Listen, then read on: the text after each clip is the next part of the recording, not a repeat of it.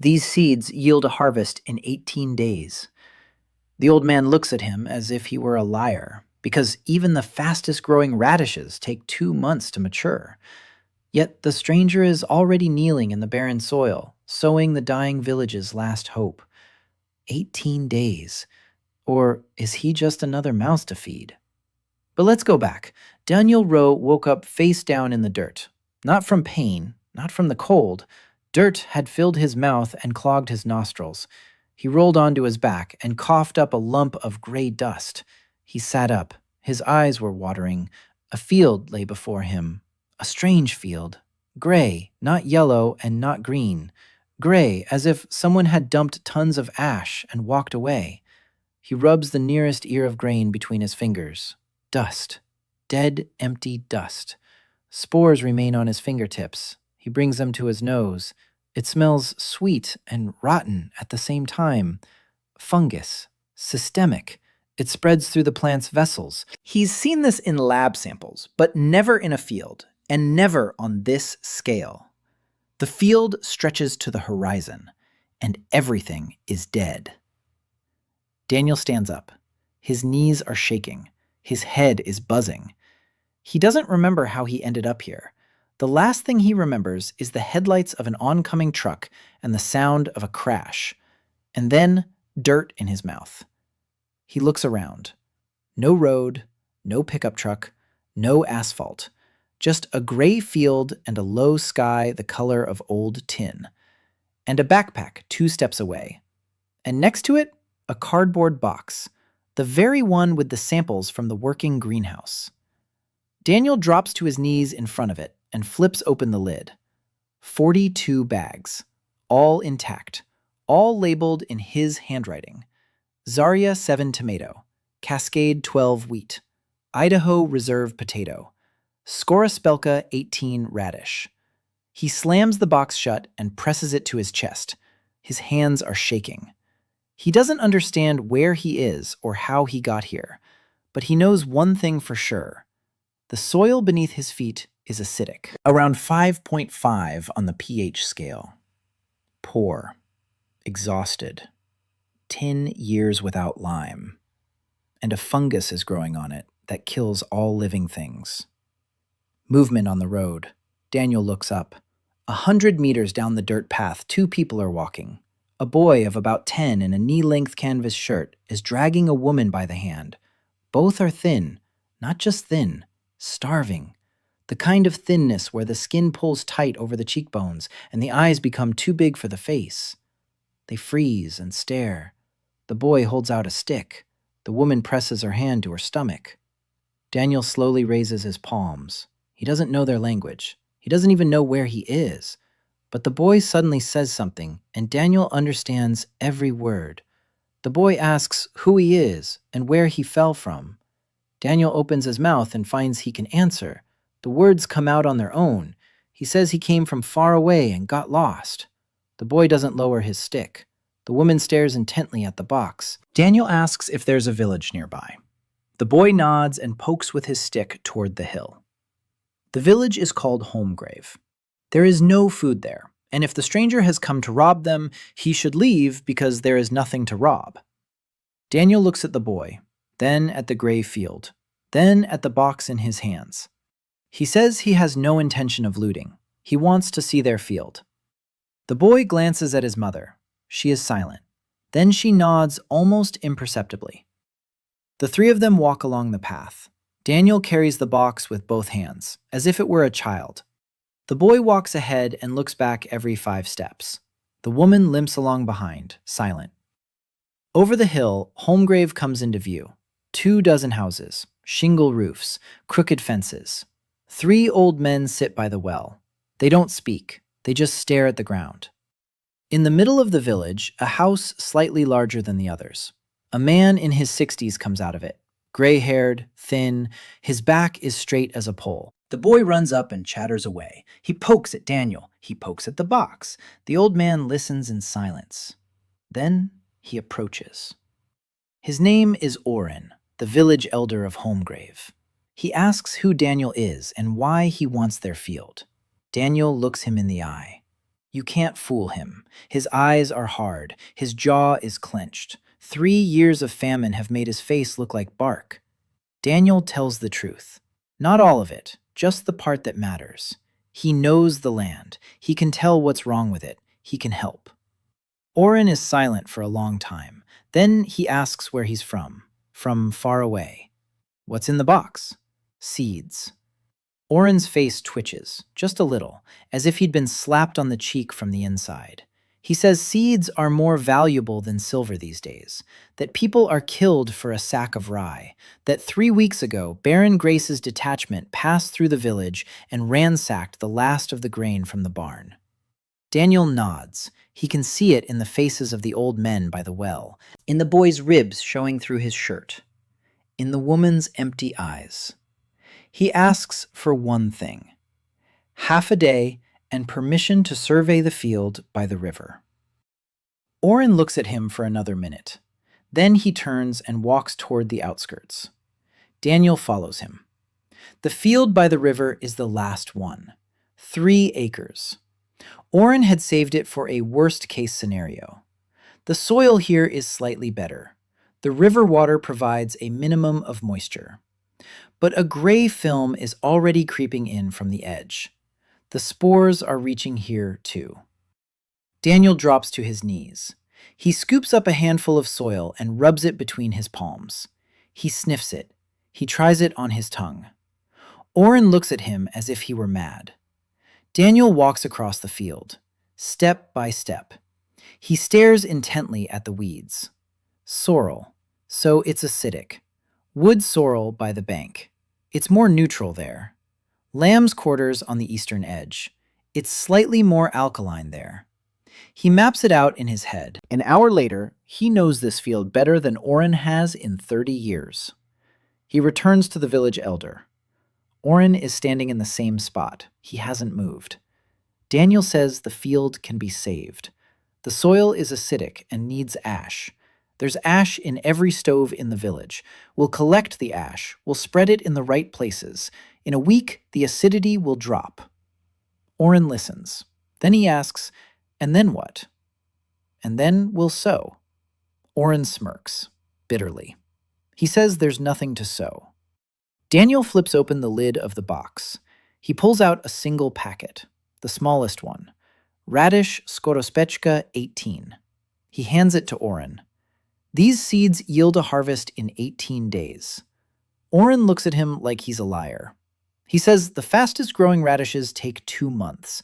That 18 days is nonsense. That seeds like that don't exist. Daniel doesn't argue. He says, give me half a day and 10 kids.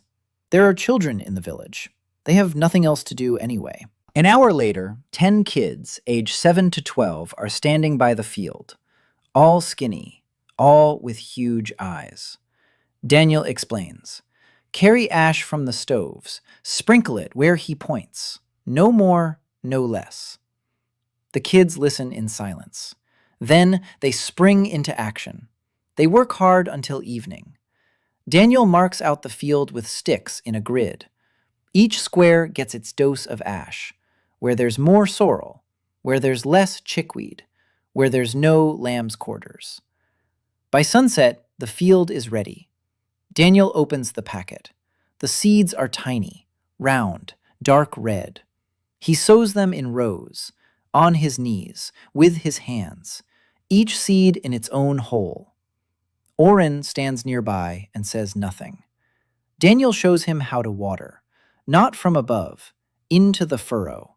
The water goes to the roots, not the leaves. Oren nods. He still doesn't believe it. But he saw how the stranger worked. He saw that this man knows the earth with his hands, not with words. That's enough not to drive him away. They give Daniel a shed on the edge of the village. He collapses onto the straw and stares at the ceiling. The box is nearby. 41 packets. One is already in the ground. You can't get back every seed you've sown. No magic system, no recharging. A finite resource. He closes his eyes. Someone is coughing behind the wall. Quiet and long. That's how you cough from hunger. not a cold. Daniel rolls onto his side. One thought spins in his head. 18 days. In 18 days, he'll find out if his seeds work in this world. If they do, he has a chance. If not, he's just another hungry mouth in a dying village. He falls asleep. He dreams of nothing. The first 3 days were the longest of his life. Daniel would come to the field at dawn and leave at dusk. He crouched between the rows and stared at the ground. Just stared. Nothing happened. The soil was damp and dark with ash, but not a single sprout. Aerwain walked by every morning and asked nothing. That was worse than any question. The elder's silence spoke louder than words. He waited. And every day of that waiting gave Daniel a crumb of hope. The boy with the stick turned out to be Aerwain's grandson. His name was Finn. He came to the field every day and sat on a rock by the river. In silence, too. On the 4th day, Daniel came to the field and saw green. Tiny sprouts, pale, as thin as threads, but alive. Green against the gray. He knelt down and stared at them for a long time. Then he turned around. Finn was sitting on his rock. His eyes were wide. He saw the same thing. Green. For the first time in 3 years in this village, something green had broken through the earth. Finn leapt off the rock and ran into the village. 20 minutes later, everyone was standing by the field. 23 people, all that remained of Holmgrave. They stood and looked at the thin green threads sticking out of the ground in rows. No one said a word. One old woman slowly knelt down and reached out her hand, but didn't touch them. She just held her palm over the sprouts. Aerwain walked over to Daniel. He looked at him for a long time. Then he nodded, once, briefly. It was the first day Daniel was given food from the communal pot. Before that, he had eaten whatever he could find himself. Wood lice, burdock roots, tough quinoa that he had to chew until his jaw ached. Now they had placed a bowl of liquid porridge on the threshold of the shed for him. The porridge was gray, made from that very same husk that they ground and boiled for hours until it became something vaguely resembling food. Daniel ate it and thought that this was the most important bowl of porridge in his life. Not because he was hungry, but because they believed him, at least a little. The days passed more quickly. The sprouts were gaining strength. By the 7th day, dense green bushes were poking out of the ground. The leaves were bright and sturdy, not a single spot, not a trace of gray mold. Daniel checked every day. Early Ripener 18 was bred from varieties resistant to a wide range of fungal diseases. He wasn't sure it would work against gray mold. But for now, the sprouts were clean. For now. On the 8th day, a woman came to him. The very same woman the boy had been dragging by the hand on the 1st day. She turned out not to be Finn's mother, but his aunt. His mother had died last year. The woman's name was May. She sat down silently next to Daniel by the field and stayed there for an hour. Then she said that her youngest daughter had lost sight in her left eye. Daniel wasn't a doctor, but he knew that night blindness and deteriorating vision were signs of severe vitamin deficiency, a lack of vitamin A. She needed carrots or any orange vegetable. He had carrots in his box, but that meant opening another bag, another last resort resource. He sat in the shed all evening counting, 41 bags. Each one had to be used to the max. Each one had to feed not just one person, but dozens. If he started opening them for every single case, he wouldn't have enough to last the long haul. But May had gone blind. She was 6. Daniel took a packet out of the box. Not extra carrots. He placed it next to the others and stared at it for a long time. 40 packets. He left the shed and went to May. He said he needed a separate plot. A small one, 2 by 3 meters, sheltered from the wind. May didn't understand why. Daniel said that in 2 months her daughter would see again. May looked at him and her lips trembled. She didn't say anything. She just turned around and went to look for a plot. On the 10th day, Daniel noticed a new person in the village. A woman of about 35, red hair tied back in a bun. Her hands were red and chapped. She was standing by his radish beds, silently examining the sprouts. When Daniel approached, she wasn't startled. She looked up at him with calm, hazel eyes and said that his sprouts weren't infected. She said it as one states the obvious, without surprise, with professional interest. Daniel asked who she was. She introduced herself as Lyra Venn. She said she was a herbalist. More accurately, she used to be an herbalist. Now she was just a widow who knew which roots were edible and which were not. Daniel asked why she was there. Lyra paused. Then she said that her husband had been burned at the stake 2 years ago, in the square in Crosstown, for heresy. He treated livestock with tansy tincture, and someone ratted him out. People from the Church of the Bright Mother came at dawn. By noon, all that was left of him was ashes. Lyra spoke of this in an even voice, without tears. The tears had dried up long ago. Daniel paused. Then he said that tansy really does contain a substance that helps with parasites in livestock, that her husband was right, about 80% right, that the mistake was only in the dosage. Lyra looked at him as if he had hit her. It didn't hurt, but in that place that had long been numb and suddenly began to feel. She asked what 80% meant. Daniel sat down right on the ground between the garden beds. He began to explain about Toujon, about how it works, about how important concentration is, about how healing isn't just about giving herbs, but about giving the right amount of the right herb at the right moment. Lyra listened without interrupting. Her hands rested on her knees, and she clenched her fingers so tightly that her knuckles turned white. When he finished, she was silent for a long time. Then she said she wanted to know more. Daniel nodded. From that day on, Lyra came every evening. She brought her supplies, little bags of dried herbs, roots, and bark. She laid them out on the barn floor, and Daniel explained what he knew. Not everything. He wasn't a pharmacologist. But he knew enough basic botany and phytochemistry to systematize what Lyra had been gathering blindly for years. He explained to her the difference between an infusion and a decoction. He explained why some substances dissolve in water and others in oil.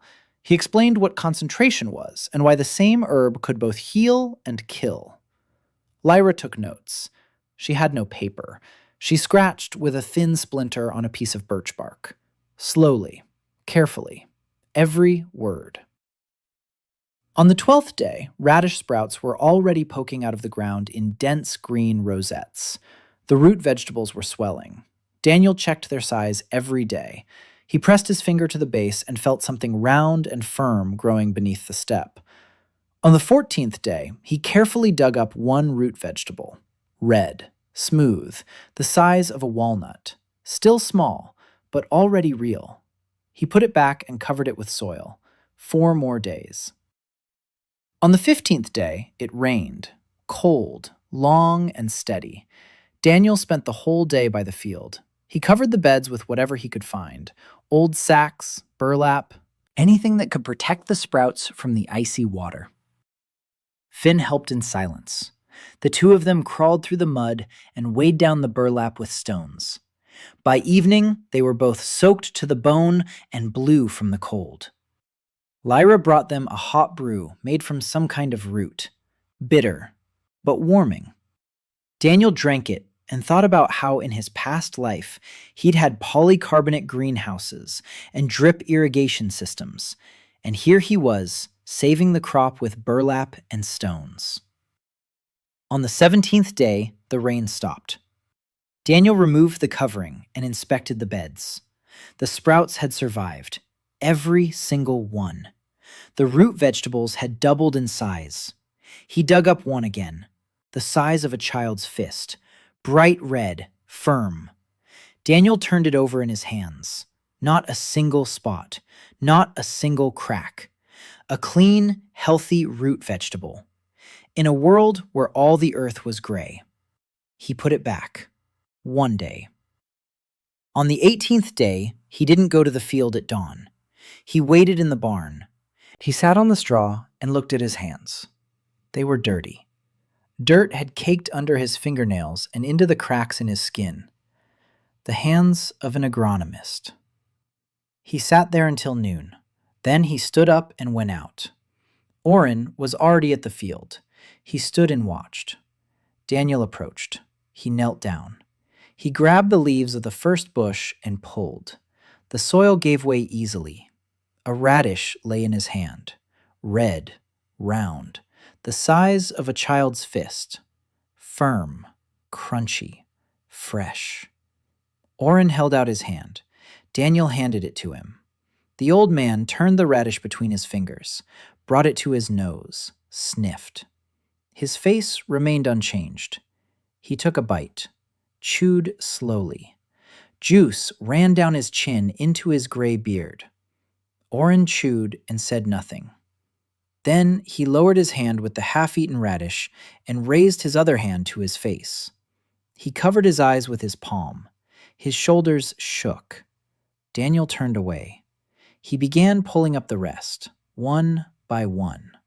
The red, firm root vegetables fell onto the gray earth in bright patches. Finn ran up and froze. Then he bolted back to the village with a scream. 10 minutes later, the whole village was standing by the field. They looked at the radishes as if they were a miracle. The old woman who had knelt over the sprouts on the first day knelt down again. But now, she held a red root vegetable in her hands and pressed it to her forehead. May stood with her daughter in her arms. The girl reached out toward the bright spot. Oren turned to Daniel. The elder's eyes were red. He said he'd thought they'd all die by winter. Daniel took a knife. He cut the radish in half. He held out a half to Oren. Oren looked at it. He took it. Daniel said quietly that they wouldn't die. But he needed one thing from the village elder. Silence. Not a word to anyone outside the village. Oren asked why. Daniel said that if they found out, they would come and take them away. Or worse, they would burn like Lyra's husband. Oren looked at Lyra. She was standing at the edge of the field, holding a bunch of greens in her hands. She nodded. Oren turned to Daniel and said he would swear an oath, and that he would make everyone in the village swear an oath too. After the radish, everything changed. Not right away, not dramatically, but it changed. People stopped looking at Daniel as an outsider. Now they looked at him with something else, with hope, and that frightened him much more. Hope meant expectations. Expectations meant he couldn't make a mistake. He sat in the shed and laid out the packets on the floor, 40 of them, -1. Every bag was a decision. Every bag was a choice of what to plant and when. If he got the order wrong, people would go hungry again. He started with the most important thing. Idaho Reserve potatoes, mini tubers. Maturity period under normal conditions, 65 days. Under Aerwain conditions, he wasn't sure, but he was counting on 70 to 80 days. Potatoes are calories. They're sustenance. They're what can feed people not just for a week, but all winter long if stored properly. He chose a plot behind the shed. The soil there was heavy and clayey. It needed to be loosened up. He needed sand. He needed ash. He went to Oren. He explained what was needed. Oren assigned him 4 men. They dug for 2 days. Daniel showed them the depth of the furrows, the distance between the rows, the size of the holes. The men listened in silence. One of them, a limping, burly man named Bran, stopped digging halfway through the first day and asked why so deep. Daniel explained that the tubers grow underground, and the more space there is, the bigger the harvest. Bran snorted. He said that in Holmgrave, all their lives, they'd just thrown seeds into the furrow and waited. Daniel didn't criticize. He said theirs was a good method. But there was another, a little more complicated, but the harvest is 3 times bigger. Bran looked at him. Then he picked up the shovel again and started digging deeper. By evening on the second day, the beds were ready. Daniel opened the bag. Mini tubers, small as quail eggs. Bran took one in his hand and turned it over. He asked if this was a potato. Daniel nodded. Bran said it looked more like a pebble. Daniel said to wait 2 months. He planted them himself. Each tuber in its own hole. He covered each hole with a mixture of soil and ash. Lyra stood nearby and handed him the mixture. She already understood what Daniel was doing. He wasn't just planting. He was creating conditions. Every gesture had a purpose. Depth, distance. The rows ran east to west so the sun would shine evenly. Lyra took it all in. At the same time, Daniel planted carrots for his daughter May. In a small plot behind May's house, shielded from the wind by a wall, he explained to May how to water them, straight into the furrow, morning and evening. Don't overwater. May nodded and wrote down his words on a scrap of cloth with a piece of charcoal. Her daughter stood nearby, squinting her left eye. The right one was still fine. The left one could barely see anymore. 2 months. Daniel had 2 months to grow the carrots that would save that eye. He tried not to think about it. He couldn't. A week after planting the potatoes, people from the neighboring village came to Holmgrave. Or rather, they didn't come. They crawled. 5 of them. A man, 2 women, 2 children. The man called himself Hogg. He said he was from Upper Dole, a village 2 hours' walk to the north. 11 people remained there. They were eating bark. Hogg stood before Oren and spoke in the even voice of a man who had run out of strength even for despair. Oren led him to Daniel. Hogg looked at the garden beds, at the green rows of the second crop of radishes, at the fresh furrows for potatoes. His knees buckled. He sat right down on the ground and covered his face with his hands. Daniel sat down across from him. He asked what the soil was like in Upper Dole. Hogg raised his head. He didn't understand the question. Daniel repeated it. What kind of soil? Clay, sand, stone?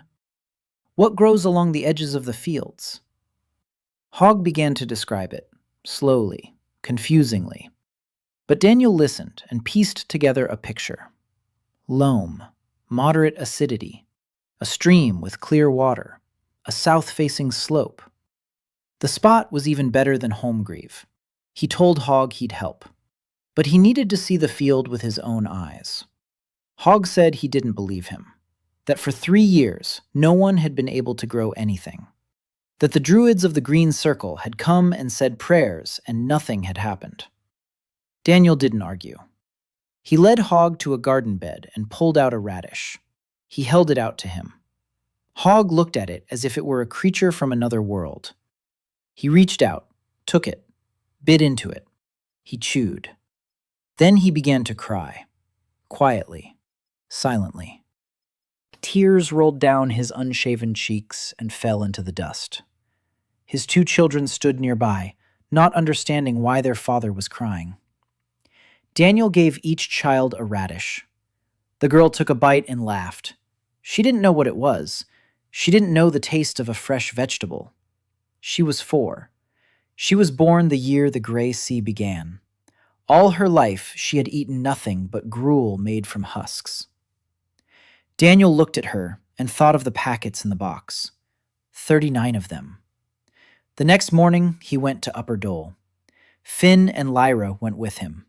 Finn because he knew the trail. Lyra because she wanted to look at the local grasses. Upper Dole was even worse than Daniel had expected. 11 people. 8 of them didn't get out of bed. 3 of the 7 houses stood with caved-in roofs. The fields were gray, just like everywhere else, but the stream was clear. Daniel tested the water. He brought his palm to his nose. No sweetish smell of spores. Clean. That was important. The spores of gray mold spread through the water. If the stream was clean, then the infection wasn't coming from here. That meant they could work. He examined the soil. Loam, just as Hogg had said. The acidity was slightly lower than in Holmgrave. Indicator weeds confirmed it. The southern slope got more sun. Daniel walked the plot in a grid pattern. He mapped it out in his head. He returned to Hogg and said that in a week he would send seeds and instructions, but the villagers themselves would do the planting. He couldn't be in 2 villages at once. Hogg said they didn't know how. Daniel said they would learn. He called for Lyra. He sat right on the ground in the middle of the empty field and began to explain how to mark out the beds, how to apply ash, how to determine acidity by looking at the weeds, how to water the furrows. Lyra repeated after him. She already knew most of it. She would come to Upper Dole every 3 days to check on things. Hogg listened and nodded. On the way back to Holmgrave, Lyra walked silently beside Daniel. It was already dark. Finn ran ahead with a torch made from a stick soaked in fat. Lyra asked where he knew all this from. Daniel didn't answer. She didn't repeat the question. She just walked beside him. Then she said she didn't care where he got it from. She said something else was important. That for the first time in 3 years, someone was doing something that made sense. Daniel looked at her. In the light of the torch, her face was orange and warm. Red hands, chapped skin, calm eyes. He said thank you. Lyra snorted. She said there was nothing to thank her for. She said she wasn't doing it for him, but for that girl who laughed when she tasted the radish. They walked to Holmgrave in silence. Daniel lay down in the barn and opened the box. 39 packets. He had to give 2 more to Upper Dole, radishes and potatoes. 37. Every decision reduced the number. Every packet was gone for good. And F1 hybrids didn't produce stable seeds in the 2nd generation. That meant the first harvest would be perfect. But the 2nd generation, grown from the harvested seeds, would split into a random set of traits. Something might grow, or nothing. He needed to stabilize the varieties, to breed open-pollinated lines from the hybrids. That was 3 or 4 seasons worth of work. Manual, painstaking, selecting the best plants, crossbreeding, selection again, generation after generation. If he didn't make it in time, his miracle would end after a single harvest. He closed the box, pressed his palm against it. 3 seasons. He needed to hold out for 3 seasons. On the 29th day, 2 events occurred in Holmgrave. The first was a good one. The potato tops had emerged from the ground and were gaining strength, so Bran came every morning and measured them with his hand. He placed his hand next to a sprout and grunted. He said that yesterday it had been up to his wrist, and today up to his far. Bran turned out to be one of those people who grumble but get things done. He grumbled that he'd never seen a garden like this. He grumbled that he had to dig deeper than he was used to. He grumbled that watering the furrows was foolish. But he did everything exactly as Daniel had shown him, and the tops were growing. The second event was bad. 3 horsemen appeared on the trail to Holmgrave. Oren saw them first. He was standing by the well, and his face turned to stone. He quickly walked over to Daniel. He said one word, soldiers. Daniel looked at the sprouting potatoes. He looked at the shed where the box stood. He looked at Oren. He asked whose they were. Oren said they were most likely Baron Grace's men, the very same one who had taken the last of the grain from the barn 3 weeks ago. Daniel told Oren to hide the box. Oren took it and carried it to the cellar of his house. He covered it with old hides. Daniel went out onto the path. The 3 riders were in chainmail, swords at their belts. The horses were skinny. It was clear that Baron Grace hadn't lived any better than the rest. The one in front dismounted. Young, about 25, a sharp face. His eyes were quick. He looked Daniel up and down. He asked who he was. Daniel said he was a vagabond. He worked for food. The soldier snorted. He said there was no food in Holmgrave. He knew this because he'd taken it himself. Daniel said nothing. The soldier scanned the village. His gaze caught on something. Daniel followed his line of sight. The soldier was looking at the garden beds, at the green rows of second-crop radishes. In a world where everything was gray, the green could be seen 100 paces away.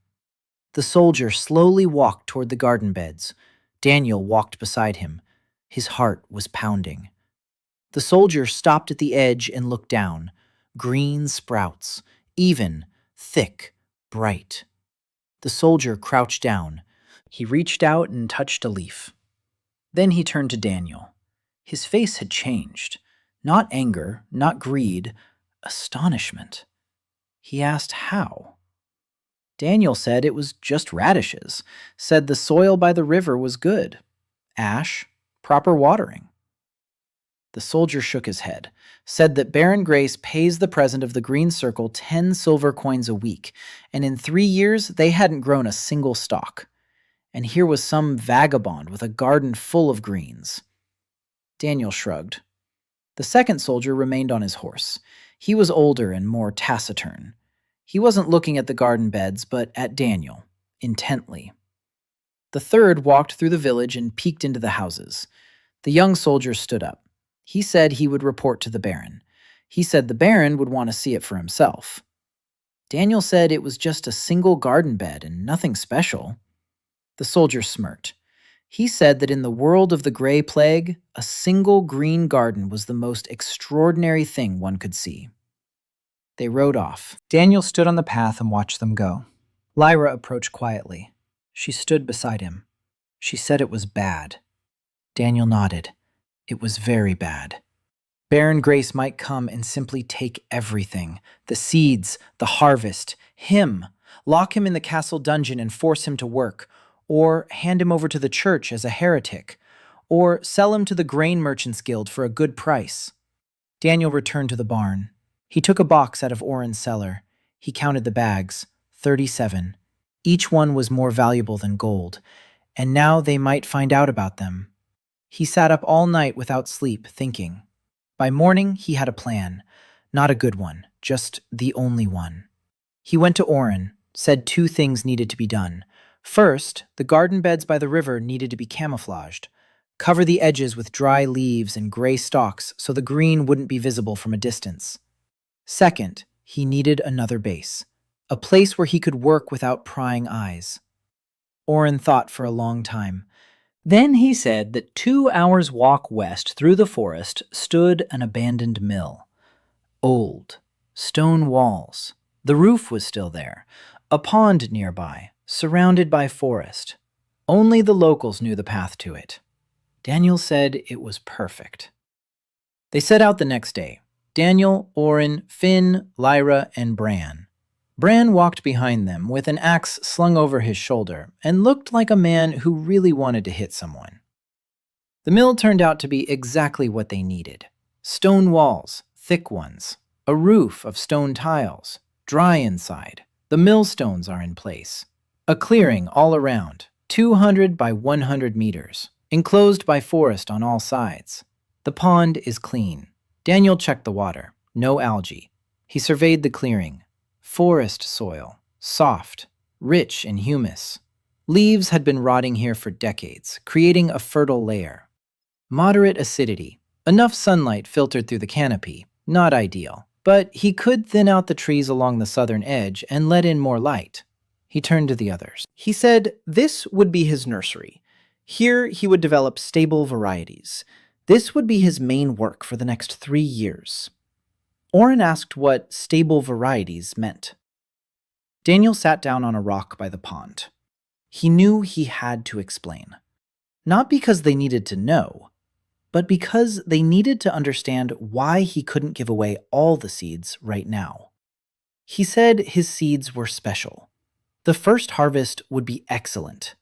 But if they planted seeds from that harvest, the second generation would be poor, random, unpredictable.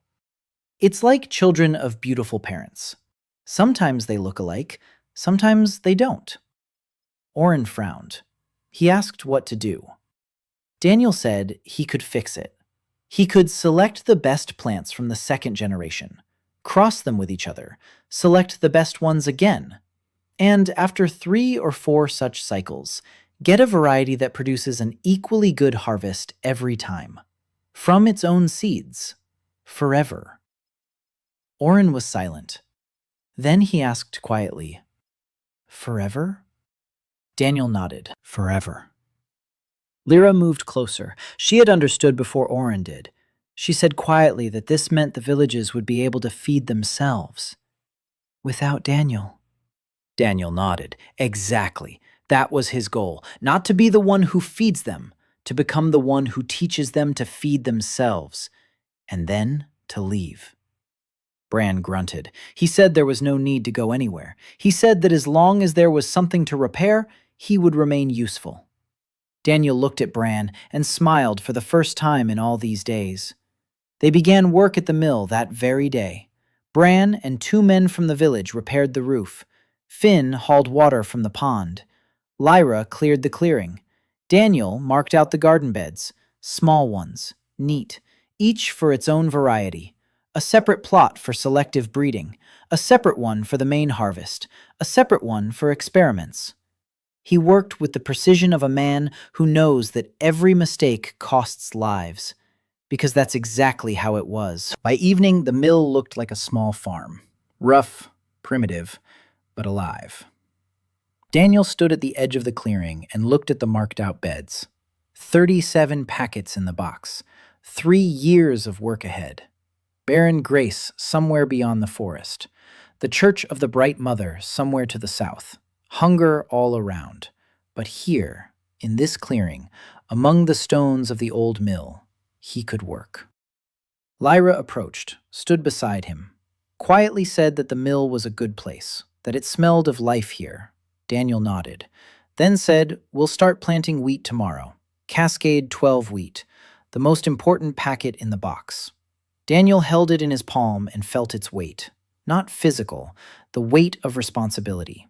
Cascade 12 was an F1 hybrid bred specifically for resistance to fusarium and brown rust. The seeds in this packet were the result of 30 years of breeding work by dozens of scientists. Every single grain carried genetics that could not be reproduced without a laboratory and a crossbreeding program. And he was about to pour them into the soil of a medieval world and pray that everything would work out. He didn't pray, of course. He calculated. The clearing's area, the number of seeds, the optimal sowing density, the planting depth, the time to germination, the time to heading, the time to maturity. Under normal conditions, Cascade 12 yielded a harvest in 80 to 90 days. But the variety description had a note that he remembered because he'd written it in himself. With increased sunlight and optimal nutrition, the period is reduced to 50 to 60 days. He didn't know what the sunlight conditions were like here. He didn't know the length of daylight. He didn't know the temperature range. But it felt like late spring. The days were long. The sun was warm. If he planted now, then in 2 months, maybe they would have bread. He planted wheat on 3 plots. The main one on the large clearing, a small test plot by the mill wall, and a breeding plot separately off to the side. On the breeding plot, he sowed sparsely. Each plant had to grow separately, so he could see every ear, evaluate every stalk, select the best ones for the next generation. This was the first step towards stabilization. Lyra helped. She already understood the logic. She asked the right questions. Why are these seeds separate? Why is the spacing wider? Why does he mark each row with a stick and a rag of a different color? Daniel explained, patiently, in detail, just as he explained to grandmothers on his YouTube channel why their tomatoes crack. Only here, understanding didn't determine the quality of the tomato, but people's lives. A week passed. The wheat sprouted. Thin green needles pierced the gray earth and reached toward the light. Daniel stood over the plot and his hands were shaking. Not from the cold, from relief.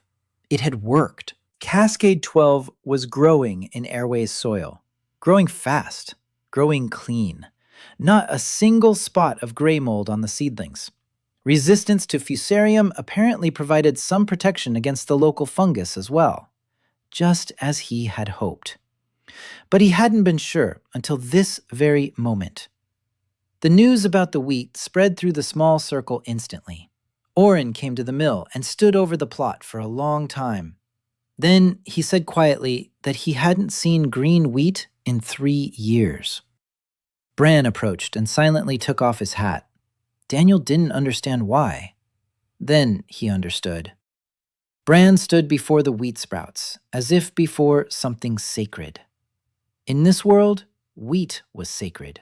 He who fed ruled, and he who grew wheat in the world of the Greymoor was something greater than just a man. Daniel didn't like that. He told Bran to put his hat back on. He said it was just a plant, that it grew not from prayer but from the nitrogen in the soil. Bran put his hat back on, but looked at him with an expression that clearly said Bran didn't agree. Meanwhile, in Holmgrave, the potatoes were growing. The tops had risen above the knees, sturdy, green, dark, not a single yellow leaf, not a single spot. The village tiptoed around the rows. No one dared step near them. The children stood at a respectful distance and watched as Daniel hilled the plants. He showed them, explained why. We pile soil up against the stems so the tubers don't stick out. If a tuber is exposed to the sun, it will turn green and become poisonous. Finn listened with his mouth agape. Then he picked up a hoe himself and began hilling. Crooked, but diligent. Daniel adjusted his hand, showed him the angle, showed him the depth. Finn tried again. Better, Daniel nodded, said good. Finn looked at him and smiled for the first time.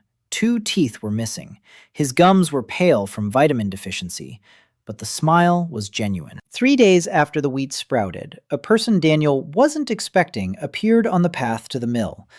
A girl, about 19 years old, freckles all over her face, her hands in the dirt. Her dry straw-colored hair was pulled back with a piece of string. She stood at the edge of the clearing and looked at the garden beds with the same expression others use to watch the sunset. Daniel asked who she was. She said her name was Elsa, Oren's daughter. Daniel didn't know Oren had a daughter. Oren hadn't mentioned her. Elsa said her father had forbidden her from coming here. He was afraid. She said she'd come on her own because she wanted to learn. Daniel asked what? Elsa swept her arm across the clearing and said this, all of this. Daniel looked at her. He saw dirt under her fingernails, calluses on her palms, her straight back. She wasn't weak. She was one of those who had been plowing fields since she was 12. He asked how she knew when it was time to plow. Elsa was surprised by the question. Then she answered. By the soil. You take a clod in your hand and squeeze it. If it crumbles, it's too dry. If it sticks, it's too wet. If it holds together but crumbles at the edges, it's just right.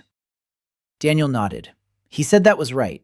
He said there are people with advanced degrees who explain the same thing with long words, but the essence is the same. The point is in the hand that feels. Elsa looked at him. No one had ever told her before that she knew anything. No one had ever asked her opinion before. Wandering schoolboys passed through the village and laughed at the peasant girl who didn't know her letters. And this stranger sat down in front of her and said, "Show me." She lowered her eyes. Then she raised them. She said she wanted to stay. Daniel nodded. From that day on, Elsa came to the mill every day. She was the first one in the clearing in the morning and the last to leave in the evening. She memorized everything. She didn't write it down because she didn't know how to write. But she memorized it. With her hands, with her eyes, through repetition. Daniel showed her how to thin out the plants, how to mulch, how to identify nutrient deficiencies by the color of the leaves. Yellow edges mean potassium, pale green means nitrogen, a purple tint means phosphorus. Elsa soaked it all in. Within a week, she could walk through the garden and tell what each plant needed. Not in Daniel's words, in her own. She'd say, "This one wants to drink. This one wants to eat. This one's cramped." Daniel listened and realized she was right. Every single time. On the 45th day, what Daniel had feared happened. Hogg from Upper Dole came to the mill. But he wasn't alone.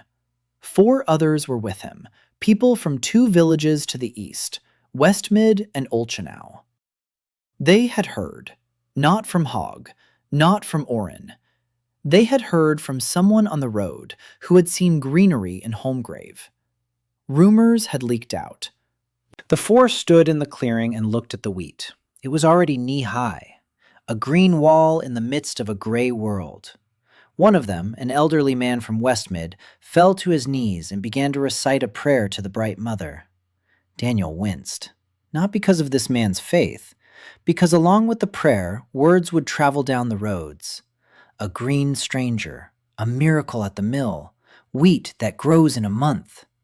Every such word brought closer the moment when a man with a sword and an order would stand at the mill's threshold, not a hungry peasant. He looked at Lyra. She understood. She approached him and whispered that they needed to hurry. Daniel nodded. They had to sow as much as possible while there was still time. He opened the box that night and laid the packets out in a row. 34 remained. He selected 6. Radishes, potatoes, carrots, peas, cabbage, and a second packet of a different kind of wheat, just in case Cascade 12 failed. 6 packets for 4 villages. 28 would remain. He sent the seeds and instructions with Lyra and Elsa. Lyra was heading to Westmid, Elsa to Olchenau. Each carried the packets and the knowledge. Each knew what to do. Daniel stayed at the mill, alone, with the wheat, with an empty clearing that grew greener with each passing day. He sat by the mill wall and looked at his garden beds, green rectangles amid the gray forest, small, fragile, but alive.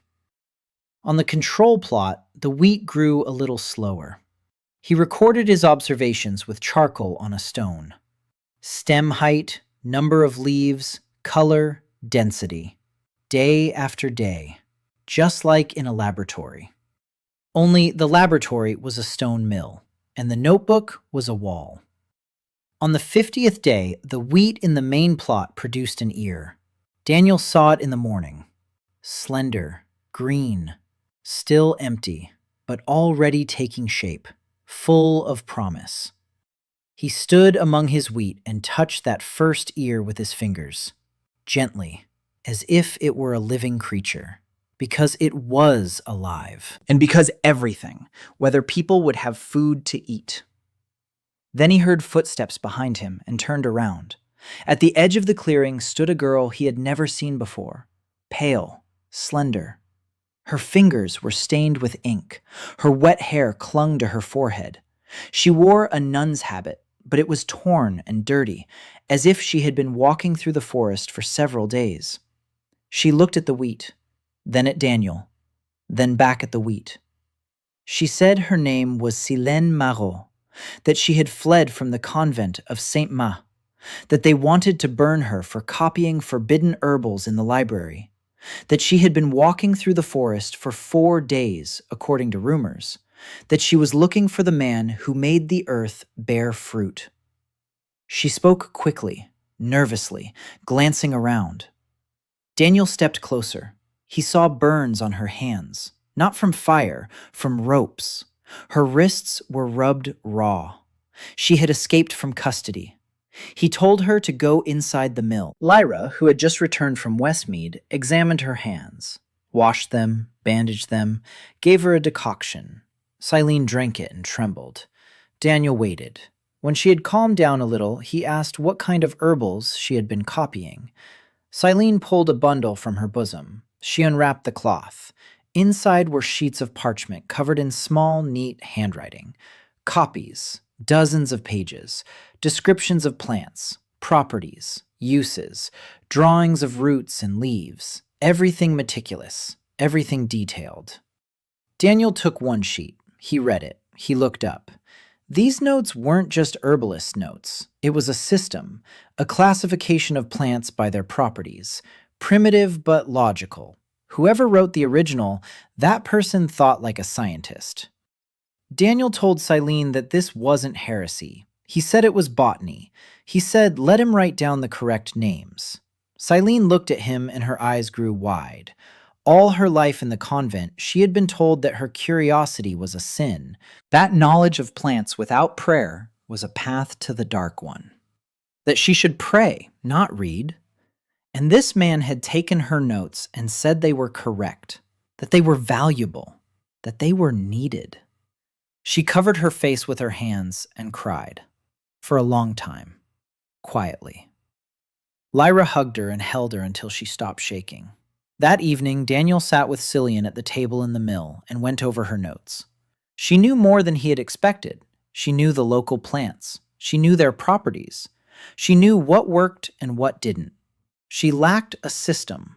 She lacked an understanding of why one thing worked and another didn't. Daniel began to explain. He spoke and saw her eyes light up, how she grabbed a piece of charcoal and began to write. Quickly, eagerly, every word.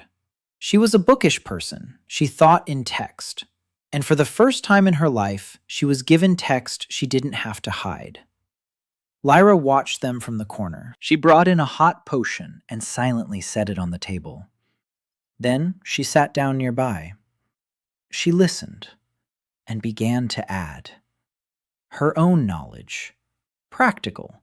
Not from books, but from her hands.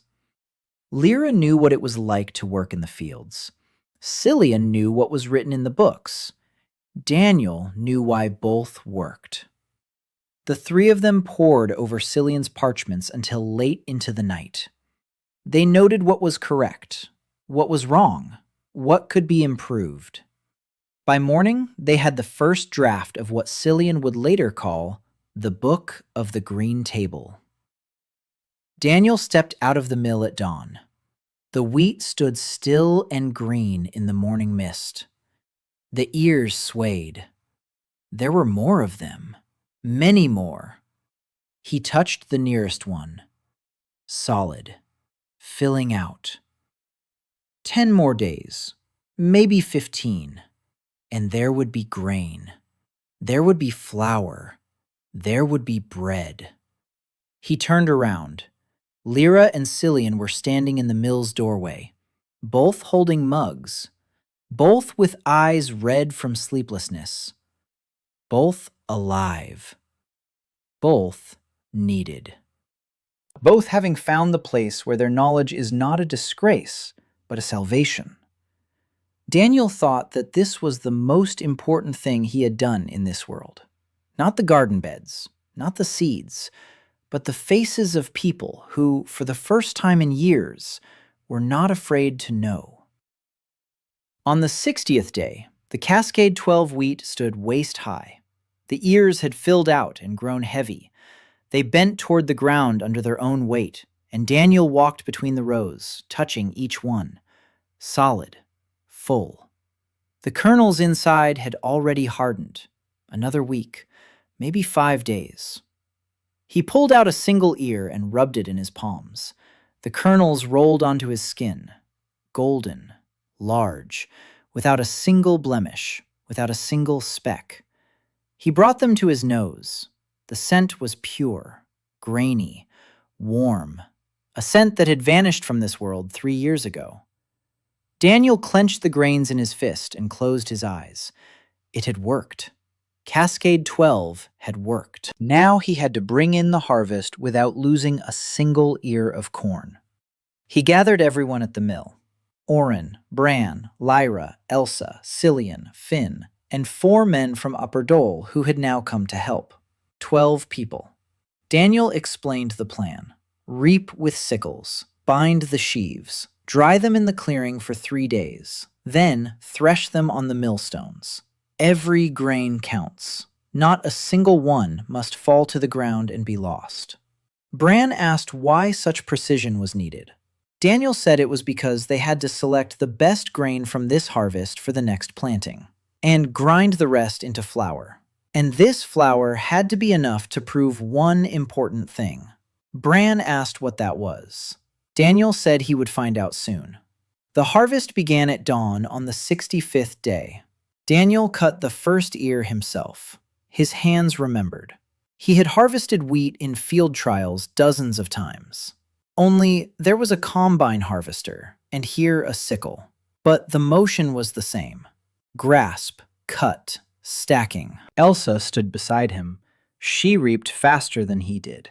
The peasant girl's hands worked the sickle as if it were an extension of her body. Daniel watched her and thought that this girl didn't need his help, but his knowledge. She had her own hands, and they were better than his. By noon, the main plot had been harvested. The sheaves stood in rows on the clearing, golden amid the green and gray. Bran carried them on his shoulder, 4 at a time, and stacked them with the precision that gave him away as a former soldier. Daniel had once asked him if he'd served in the military. Bran grunted. He said 5 years at Baron Grace's garrison, then a limp and discharge. Daniel didn't ask where the limp came from. Bran told him himself later. An arrow in the knee. On the road. Not in battle. Just bandits. He killed 2, but the 3rd managed to shoot him. Bran told the story as one might talk about the weather, without anger, without regret. It happened and is over. 3 days of drying. Daniel checked the sheaves every few hours, turned them over, felt them, sniffed them. Not a single sign of mold, not a single spore. On the 4th day, they began threshing. The mill came to life. The millstones creaked. Finn turned the lever while Bran fed in the grain. The flour poured into the waiting sack, white and clean. Lyra scooped up a handful, rubbed it between her fingers, sniffed. She looked at Daniel and nodded slowly. Real flour, white, no bitterness, no grayish tint. Flour you can bake bread with. Daniel set aside a seed stock, the best grains from the best ears of the breeding plot, each one selected by hand, large, full, uniform in shape. These were the candidates for stabilization. The 2nd generation would split, but among those that split, there would be some that retained the desired traits. He would select those and sow them again, and so on 3 or 4 times, until the variety became stable. He put the seed stock in a separate pouch and hid it in a dry spot in the mill wall, behind a stone, where neither moisture nor mice could reach it. From the remaining flour, he took 3 handfuls. He kneaded the dough. Simple. Flour, water, a pinch of ash instead of salt. He rolled out the flatbread on the stone. He placed it on the flat, red-hot millstone that Bran had heated over a fire.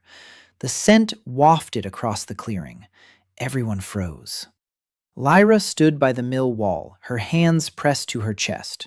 Silene sat on the threshold and stopped writing. Her pen froze in midair. Finn stepped closer and sniffed. His eyes grew moist. The smell of fresh bread. In a world where for 3 years there had been nothing but the smell of mold and hunger. The flatbread browned. Daniel took it off the millstone, broke it in half. Steam rose up. He held out the first piece to Orin. The old man took it with both hands, brought it to his face, closed his eyes, stood there for a long time. Then took a bite, chewed slowly. Tears streamed down his cheeks, but his face was calm. He chewed and was silent and wept, and it was the quietest and loudest thing Daniel had ever seen in this world. He handed out the rest, a piece to each, small but real. Bran chewed with his eyes closed, and his massive shoulders trembled. Elsa took a bite and froze. She stared at the piece of bread in her hand as if it might vanish. Silene ate and wrote at the same time. Tears dripped onto the parchment and smudged the ink. Lyra didn't eat. She stood and watched the others. Daniel walked over to her. He held out the last piece. Lyra shook her head. She said that what she saw was enough for her. Daniel said, "Eat." She looked him in the eyes. She took it, took a bite. And for the first time in all the time he'd known her, Lyra Venn smiled. Not a smirk, not a chuckle, a smile, open, warm, like someone who'd had something important taken away and suddenly had it returned. Daniel turned away. A lump formed in his throat. He walked over to the sack of flour and began to count. There wasn't much flour. 2 sacks, about 50 kilograms. That would last a month for Holmgrave if he was careful. But he wasn't going to be careful. He was going to bake bread, lots of bread, and take it to where the right people would see it. But that was later. Right now, there was another problem. That evening, Elsa appeared on the path to the mill. She was running. Daniel saw her face and knew something bad had happened. Elsa stopped, gasping for breath. She said that people had come to Holmgrave. Not soldiers. Worse. Churchmen. 2 in gray robes with the symbol of the bright mother on their chests. They're walking through the village and asking questions. About the stranger. About the green garden beds. About the miracle. Someone had told them after all. Who one of those 4 who came with Hog? Or someone on the road? It doesn't matter. The rumor reached the church. Daniel sat down on a rock. His hands went cold. The Church of the Bright Mother. The very one that burned Lyra's husband. The very one that burns herbalists and healers and anyone who tries to treat or grow things without prayer. Lyra stood nearby, her face pale. Cillian pressed herself against the mill wall and wrapped her arms around herself. She knew better than anyone what the church's attention meant. She had been running from that attention for 4 days through the forest. Daniel thought quickly. The churchmen were in the village. They could see the empty garden beds because Orin had camouflaged them after the soldiers' visit. But the people don't know how to keep quiet, especially hungry people who've been given hope. Someone will speak up. Someone already has. He needed time, at least 2 more months. The second crop of wheat was already in the ground. The potatoes in Holmgrave were nearly ripe. The carrots for his daughter May were coming into color. If they take him now, everything will stop. He turned to Elsa. He asked what exactly the clergymen were asking. Elsa said they were asking about a man who farms without prayer, who commands the land, who defies the mother's will. Daniel nodded. He asked if they had seen him. Elsa said no. They don't know what he looks like. They only know there's a stranger. Daniel said okay. He said he needed the clergy to leave empty-handed. For that to happen, the village had to keep quiet. Everyone. Elsa said her father was already talking to the people. Daniel nodded. Then he looked at Lyra. Lyra understood without words. She left for Holmgrave that same night. She returned at dawn. She said the clergyman had spent the night at the village elder's house. Orin had received them as was proper. He fed them what he had, porridge made from husks. The clergyman grimaced but ate. In the morning, they walked around the village. They saw the camouflaged garden beds, but the dry leaves and gray stalks had done their job. The garden beds looked like a dead field. The clergyman questioned the old men by the well. They remained silent. They questioned the women. They remained silent. They questioned the children. Finn looked the clergyman in the eye and said there were no strangers, that everyone in Holmgrave was one of their own, that there was nothing to eat here and nothing to see. The churchman patted him on the head and left. By noon, they had left, heading south, toward Crosstown. Daniel exhaled, but he knew it was only temporary. They would return, with reinforcements, with questions, with fire.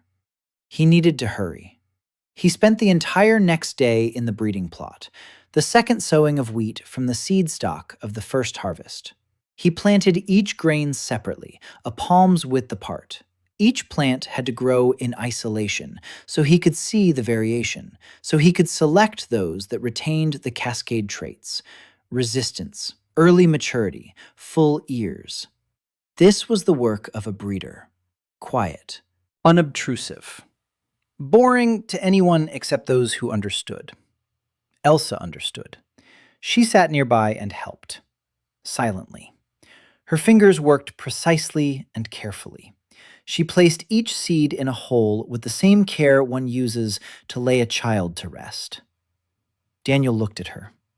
She didn't notice. She was focused on the seeds, freckles on her nose, dirt under her fingernails. A strand of hair slipped out from under the headband and fell onto her cheek. Daniel turned away to his row. They worked side by side for 3 hours. At one point, their hands touched over a single hole. Both froze. For a second. Then both pulled their hands away at the same time. Elsa stared at the ground. Daniel stared at the ground. Neither of them said a word.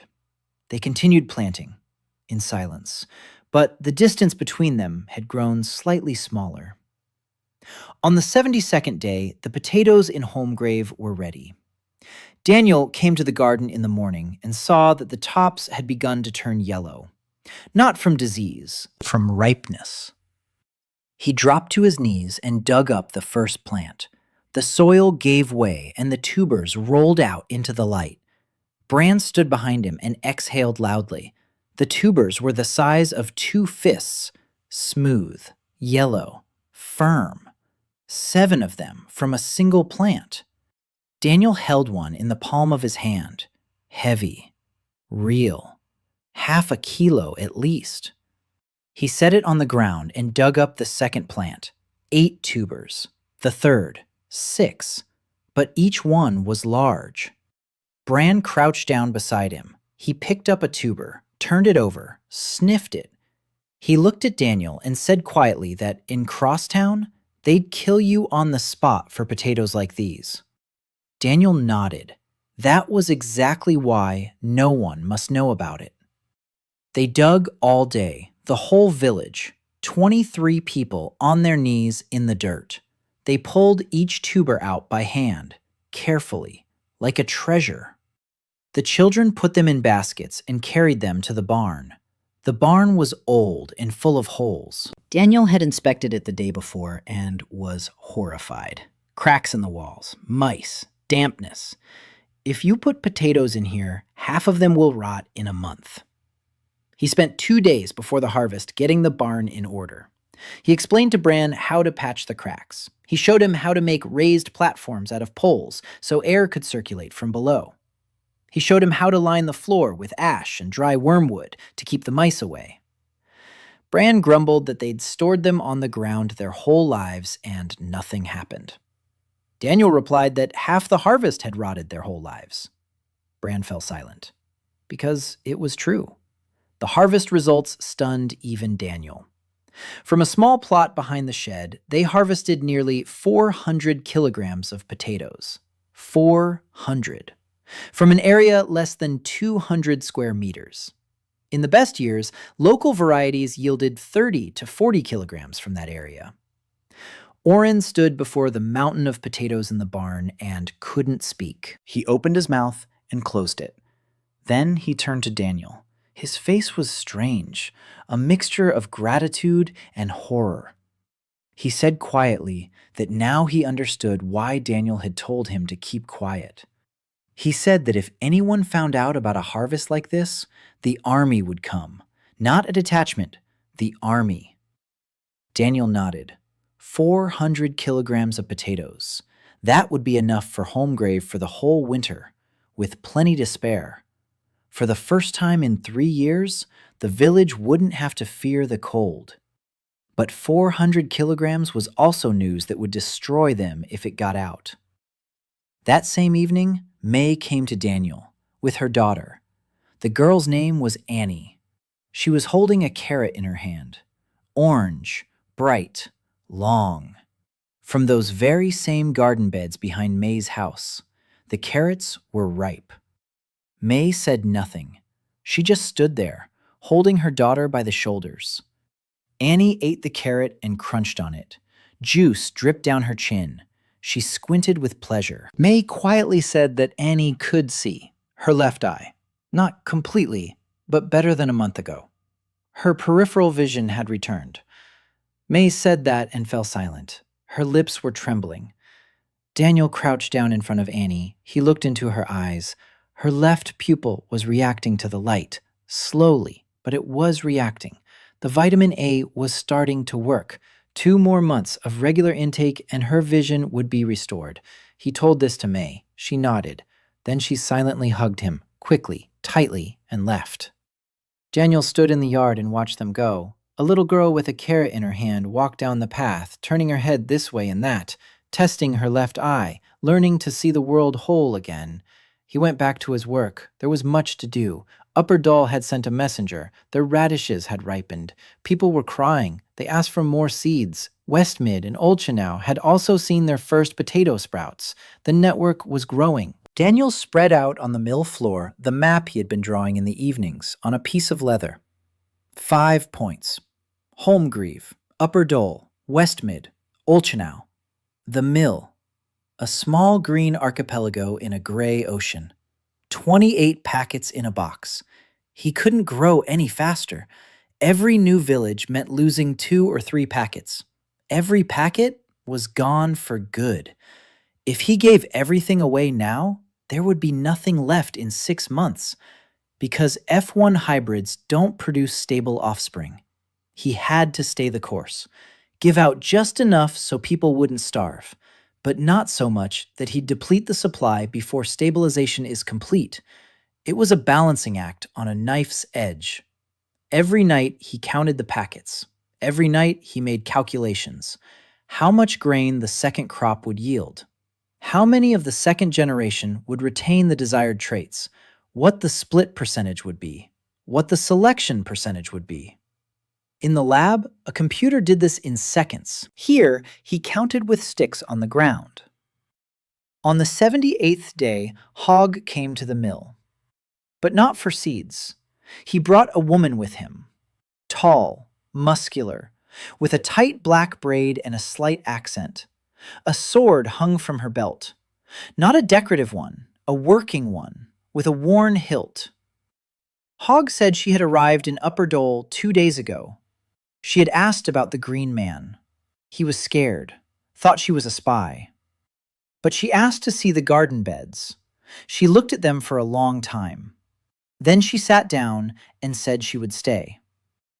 Hogg didn't know what to do with her and brought her to Daniel. The woman stood at the edge of the clearing and said nothing. Her eyes swept over the garden beds, over the wheat, over the mill's walls, over the faces of Lyra and Cillian. Then they rested on Daniel. She introduced herself as Sa-Ah-Han. She said she was from the eastern continent of Goryeo. She said her village had died in the first year of the Gray Plague. Everyone, parents, brothers, neighbors. She had arrived too late, when there was no one left to save. She had been walking ever since, 2 years, across the entire continent. Her sword had fed her, guarding caravans, hired work, but the caravans carried less and less, and there was less and less work because there was nothing left to carry. She heard a rumor on the southern road, a man who makes the earth bear fruit. She had been following that rumor for 3 weeks. Daniel asked why. Saya was silent. Then she said she didn't want what happened to her village to happen to another, that her sword couldn't save her people. But maybe it could save his people if he let it. Daniel looked at her, tall, calm, eyes like stone, a person who had survived the worst and come out the other side. He said he wouldn't pay. Saya smiled. She said she hadn't seen bread in 2 years. If he fed her once a day, she would stay. Daniel nodded. That evening, he sat by the fire in the clearing. Saya sat by the mill wall, sharpening her sword. The sound was steady and rhythmic. Lyra was cooking a stew of potatoes and herbs. Cillian was writing by the light of the fire. Elsa was mending the floorboards on the drying rack. Finn was sleeping curled up in a ball by the doorway. Daniel watched them and thought that he now had a team. Not an army, not an organization, just people. Each with their own pain, each having found here a reason not to die. Lyra knew plants, Cillian knew books, Elsa knew the land, Sa'a knew how to kill those who would try to take it all away, and he knew how to make the grain grow. Together, they were something this world had never seen before. In the middle of the night, Daniel woke up to a sound. Sa'a was standing at the edge of the clearing with a sword in her hand. She was staring into the darkness of the forest. Daniel approached quietly. He asked what was wrong. She said she'd heard footsteps. 2, maybe 3. They'd gone east. Daniel asked who. Sa'a said she didn't know, but they'd been here, and they'd seen the wheat. Daniel returned to the mill. He sat down in front of the box. 28 bags. 5 villages. The church knows about him. The Baron knows about him. Now someone is wandering around his mill at night. The walls were closing in. He looked at his hands. An agronomist, not a soldier, not a politician, not a hero. An agronomist. He was 29 years old. He knew how to breed hardy varieties of wheat. Nothing else. But everything now depended on that nothing. On the 91st day, a rider galloped up to the mill. Alone. Unarmed. In a leather traveling cloak bearing a coat of arms Daniel did not recognize. Say came out to meet him with a sword. The rider dismounted and raised his hands. He said he was a lieutenant in the Westmark Royal Intelligence. He gave his name as Marin Kalb. He said he had come on the orders of Her Majesty Queen Regent Annalise Westmark. The order was simple: observe and report. Say did not sheathe her sword. Daniel stepped out of the mill. Marin Kalb was young, around 30, slender, tanned, an attentive face, the eyes of a man who has seen much and remembers everything. Daniel asked how he had found the mill. Marin said that 3 villages to the east were talking about a green stranger, that the peasants were whispering on the roads, that at the market in Crosstown, a merchant swore he had seen fresh radishes, fresh, red, in the world of the Grey Moor. That was enough to pique the crown's interest. Daniel was silent. Marin surveyed the clearing. His gaze lingered on the wheat.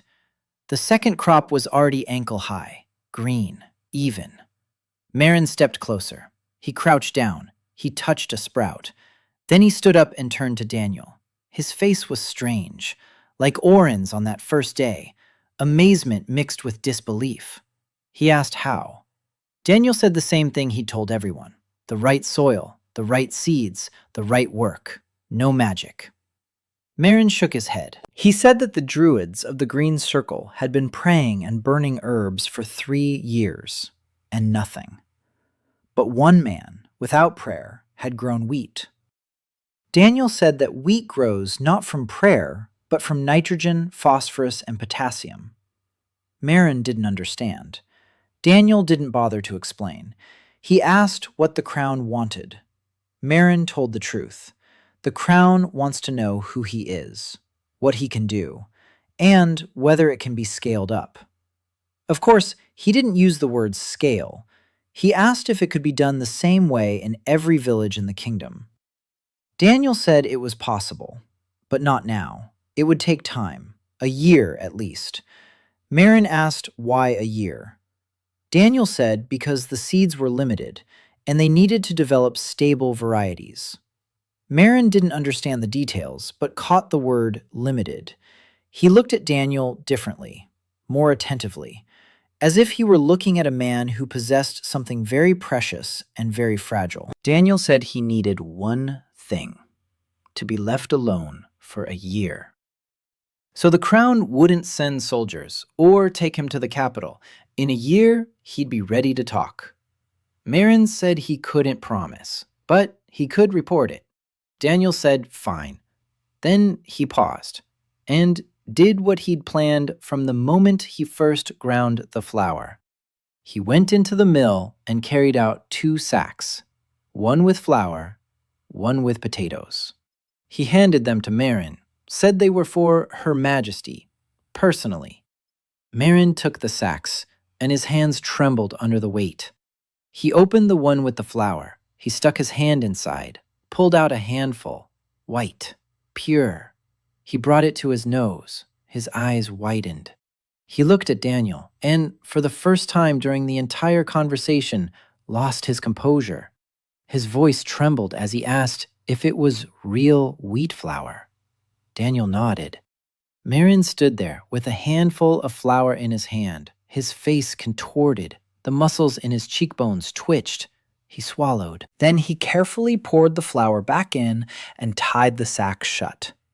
He said he would report the facts as they were, that he would neither embellish nor downplay them.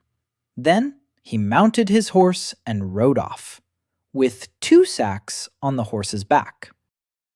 Saye sheathed her sword and approached Daniel. She said quietly that he was taking a risk.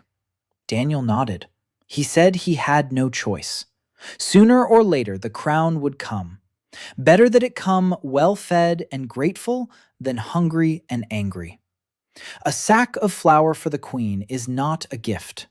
It's a bargaining chip. Sae snorted. She said that on Goryeo, such bargaining chips are called the first arrow. It doesn't kill, but it shows the way. Daniel looked at her and thought that for a quiet person, she sometimes spoke very accurately. 2 weeks had passed. The second wheat crop was gaining strength. In the breeding plot, Daniel saw a split. The second generation, grown from seeds of the first harvest, produced different plants. Some were tall with good ears. Others were thin and weak. Still others had spots on their leaves. He walked between the rows every day. He marked the best ones with sticks wrapped in blue cloth. The best were those that grew quickly. They had thick stems and full ears, clean leaves without any signs of fungus. There were 15 such plants out of 100. The remaining 85 would be used for grain and flour. The 15 best would provide seeds for the third generation, and so on until the percentage of the best rose from 15 to 90. Then the variety will be stable. Elsa walked with him every day. She could already see the difference herself. She pointed and said, "This one's good, not this one." Daniel checked. She was rarely wrong. She had an eye for it. That very eye of a breeder that can't be learned from a textbook. The kind you either have or you don't. Elsa had it. Daniel told her this. He said she had a talent. Elsa blushed and turned away. She mumbled that she was just looking. Daniel said that looking and seeing are 2 different things, and that she sees. She said nothing, but for the rest of the day, she worked with redoubled energy. On the 100th day, what Daniel had been waiting for and fearing happened. 5 men appeared on the path to the mill. Not clergymen, not soldiers, mercenaries. Daniel saw them first.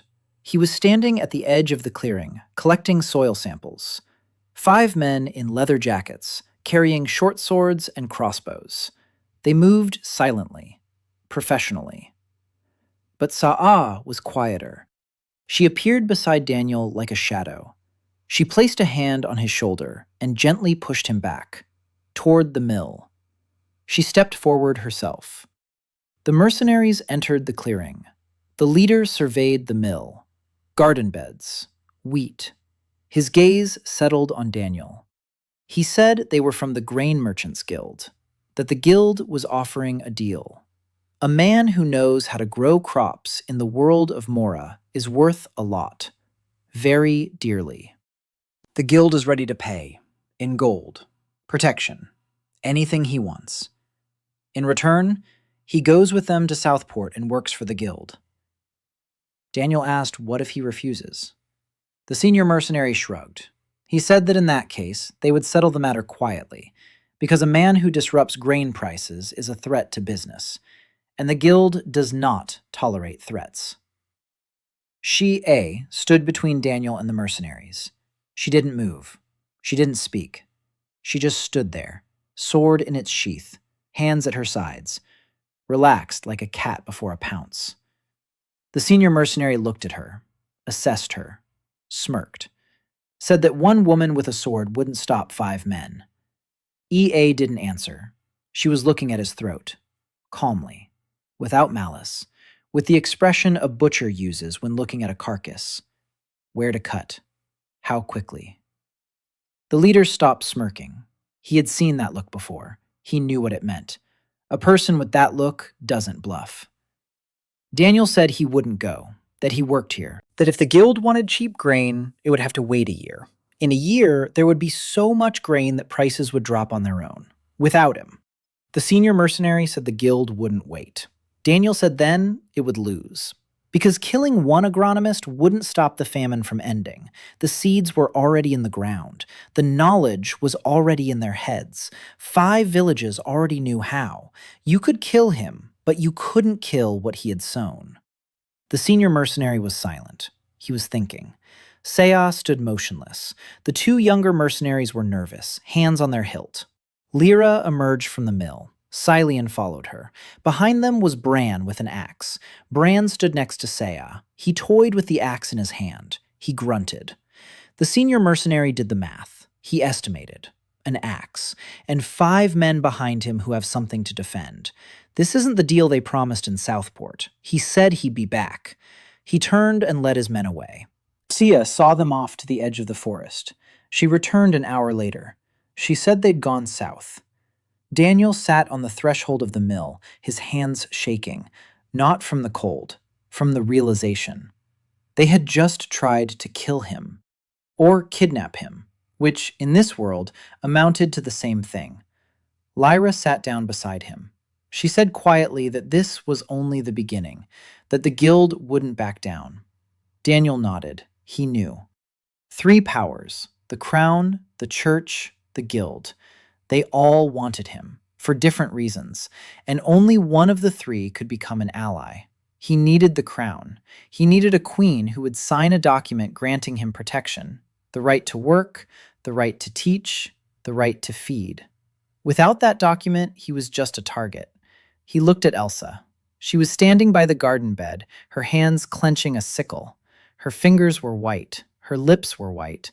She had seen the mercenaries. She had heard the words about a quiet solution. Daniel stood up. He walked over to her. He whispered that everything was okay. Elsa turned to him. Her eyes were wet. Her voice was hoarse. She said that if they came again, she would stand in front of them, because he had taught her that the earth could feed them, and she wouldn't let them take that away. Daniel looked at her freckles, at her white-knuckled fingers gripping the sickle, at her tear-filled eyes. He said that no one would stand in front of anyone, that he would find another way, a way that didn't require bloodshed. Elsa looked at him. She didn't believe him, but she nodded. A month had passed since the mercenaries' visit. Daniel hadn't wasted a single day. He worked 14 hours a day, from dawn till dusk. The breeding plot, the main crops, training the people. He rushed back and forth between the mill and the villages, and every evening collapsed onto the straw like a dead man. The second wheat harvest on the main plot was approaching. The ears were filling out, heavy, full. The second-generation wheat from their own seeds was weaker than the first harvest from the packet. He had expected this, split. But even weakened, it was 4 times better than the local varieties. And most importantly, it was clean. Not a spot of gray mold. On the breeding plot, he selected 23 plants out of 150, the best ones, the ones that retained the maximum traits of Cascade 12. Early maturity, thick stem, full ears, clean leaves. 23 out of 150. 15%. Not much, but this was only the second cycle. There would be more in the third, even more in the fourth. The mathematics of breeding are relentless but predictable. He carefully collected seeds from these 23 plants, each grain separately. He marked them. He hid them. This was his future, the future of all of Aerwain, if he wasn't exaggerating. Elsa helped with the selection. She was already working independently. Daniel would give her a row and tell her to pick the best ones. She went through them. She marked them. He checked them. Out of her 10 choices, 8 matched his. 2 were debatable. not a single mistake. He told her that in a year, she would be able to lead the selection process without him. Elsa looked at him fearfully. She asked why without him. Was he going somewhere? Daniel said no. But just in case. The world is dangerous. He might get sick. He might get hurt. Knowledge shouldn't live in just one head. Elsa said nothing, but he could see she understood. And that she didn't like it. A system began to take shape among the villages. Lyra went from place to place. Holmgrave, Upper Dal, Westmid, Olenau. She inspected the crops, corrected mistakes, taught. She turned out to be a natural teacher, patient, and the peasants listened to her better than they did to Daniel. She spoke their language, not in terms of words, but in terms of understanding. She knew how to explain why ash was needed, not through soil acidity, but through a simple image. The earth was tired and needed medicine. Ash was that medicine. Cillian wrote every day. Her green table book was growing. Already 3 notebooks made of bound parchment, descriptions of varieties, planting methods, a work calendar, bed layouts. She systematized everything Daniel said, and everything Lyra added from her practical experience.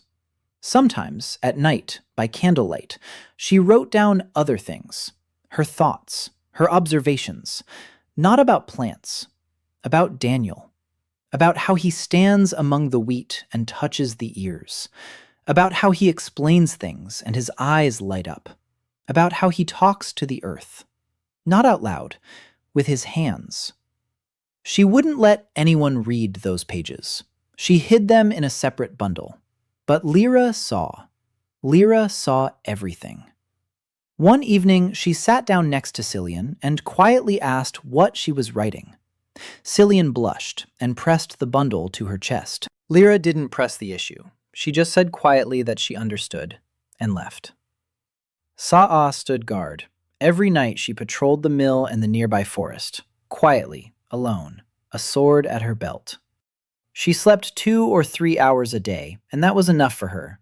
Daniel tried to get her to sleep more. She brushed him off. She said that on Goryo, guards only sleep when they die. Daniel said that was silly.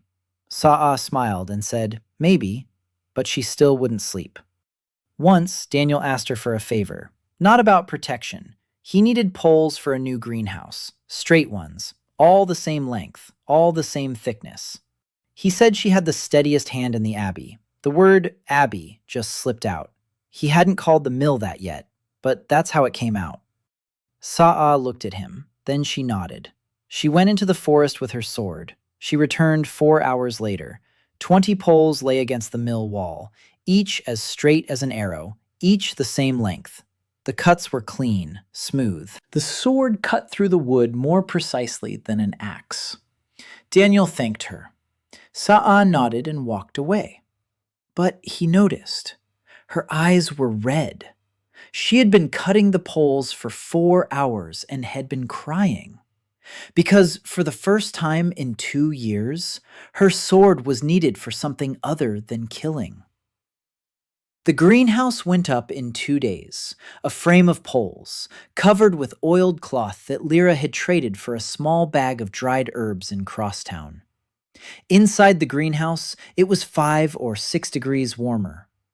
Daniel planted tomatoes there, Zarya 7, the most valuable packet after wheat. Tomatoes needed warmth, and Aerwain was too cold for them in open ground. The greenhouse solved the problem. 25 packets remained. He was waiting for news from the crown. Marin Kalb had left 2 months ago, and since then there had been silence. Daniel didn't know if that was good or bad. Maybe the queen was thinking it over. Maybe the sack of flour had made an impression. Maybe not. He couldn't wait. On the 120th day, he made a decision. He needed a 6th village, then a 7th. The network had to grow. Every new village meant not just mouths to feed, but hands to work. Every trained peasant was a multiplier. If one person taught 10, and each of those 10 taught 10 more, In a year, there would be 1,000. In 2 years, 10,000. He sent Lyra and Elsa on a reconnaissance mission.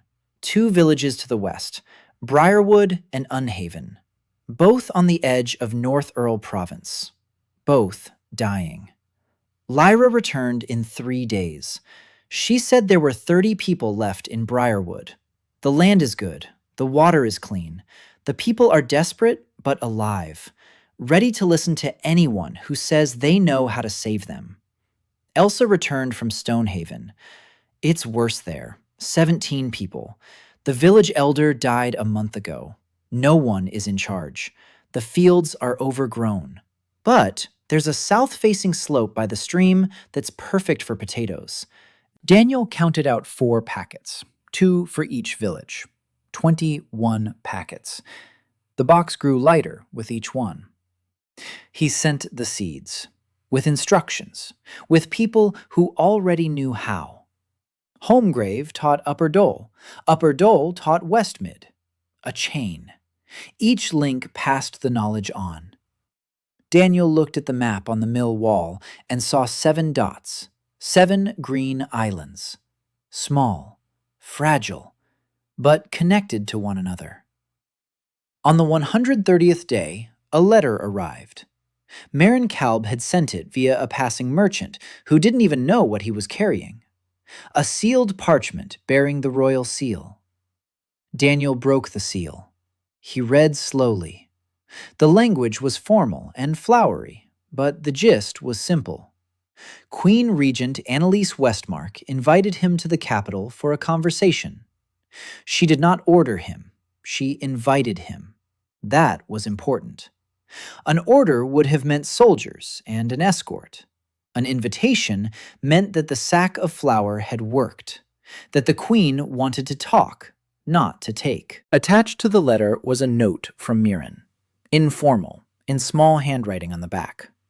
He wrote that Her Majesty had personally baked bread from the flour that had been sent, that she had eaten it alone in her chambers, that she had then sat by the window for an hour in silence, that the next day she had ordered the invitation to be written. Daniel folded the letter. He looked at Sa'a. She was standing at the entrance and already understood. Daniel said he was going to the capital. Sa'a nodded. She said she was going with him. Daniel said he was taking Sa'a and Cillian. Sa'a as a guard, Cillian because he needed a literate person who could write and draft any document. Lyra would stay at the mill. She's in charge while he's away. Elsa is managing the breeding plot. Bran is standing guard. Lyra approached him before they left, silently. She looked at him for a long time. Then she said just one thing. Come back. Daniel said, I'll be back. Lyra nodded. She turned and walked back to the garden beds. They left at dawn. Daniel on a mule that Orn had borrowed from a neighboring village. Sa'a on a horse she'd somehow managed to get herself. Cillian on a second mule with a bag full of parchments. And with them was a cart. On the cart were sacks, flour, potatoes, carrots, and 200 bunches of radishes. Daniel wasn't taking a gift to the capital. He was taking proof.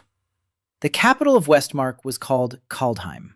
Daniel saw it on the 3rd day of the journey, when the road climbed a hill and the city opened up below. Stone walls, towers, bridges across the river, thousands of rooftops. Beautiful. If you didn't look at the people. The people were gray, like the fields, thin, slow. Queues stretched along the streets to the bakeries. Daniel counted 4 such lines as they rode toward the castle. A guard stood at every bakery.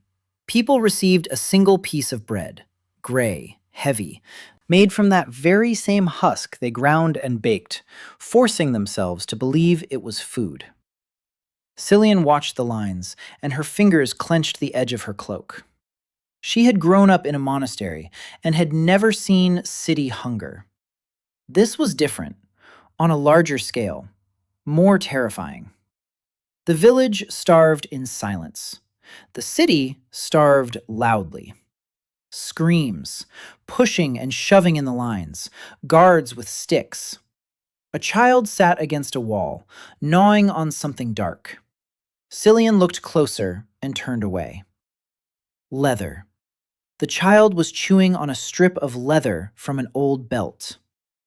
Sia rode calmly. She had seen worse. But her hand rested on the hilt of her sword and did not move. They rode up to the castle. The gates opened. Marin Kalb was waiting for them in the courtyard. He looked tired, dark circles under his eyes. He had lost weight since their last meeting. He looked at the cart, at the sacks, then at Daniel. He nodded, led them inside. The castle was cold and empty. The tapestries on the walls had faded, half the candles weren't lit. They were economizing. Even the crown was economizing. They were led into a hall, a large one, stone, a long table in the middle. 3 people sat at the table, a woman in the center. To her right, a gray-haired man in a robe. To her left, a soldier with a bandaged arm. The woman in the center was young, 24 years old, pale, slender hands resting on the armrests of her chair. A simple dark dress without adornments. The crown on her head was small and dull, but her back was straight. Her chin was lifted. Her eyes were gray and attentive, like a winter morning. Annalise Westmark, Queen Regent. Daniel stood before the table. He bowed, not deeply, enough to show respect, not enough to show submission. Annalise looked at him in silence. 10 seconds. 20.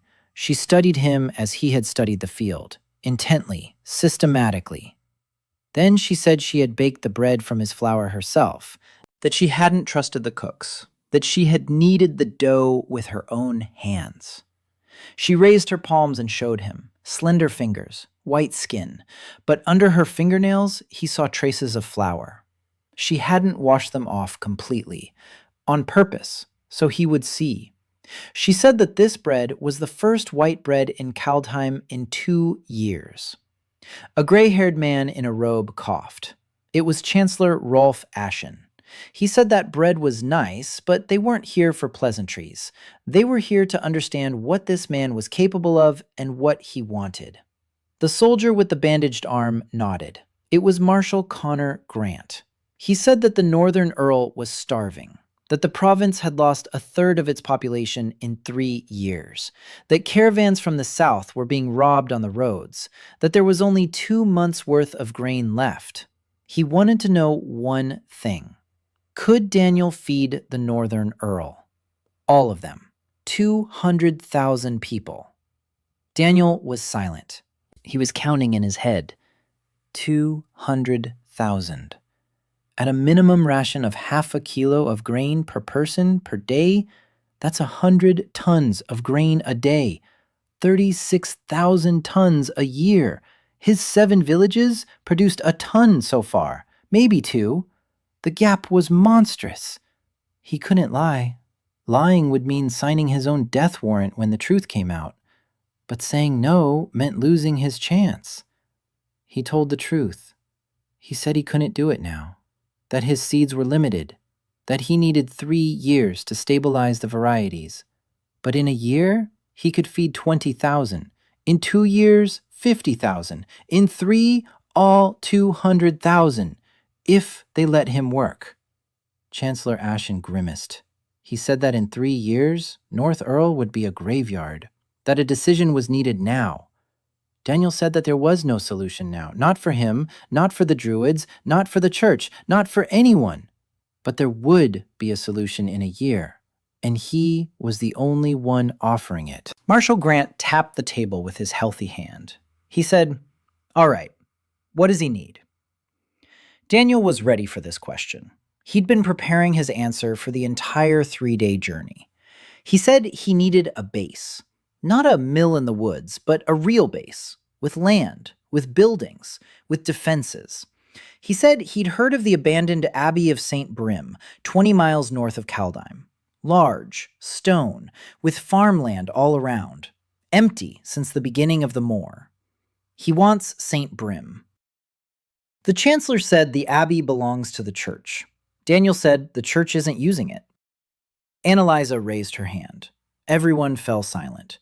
She said the Abbey would be his. The Chancellor opened his mouth. Annalisa looked at him, and the Chancellor shut his mouth. She said that besides the Abbey, what else?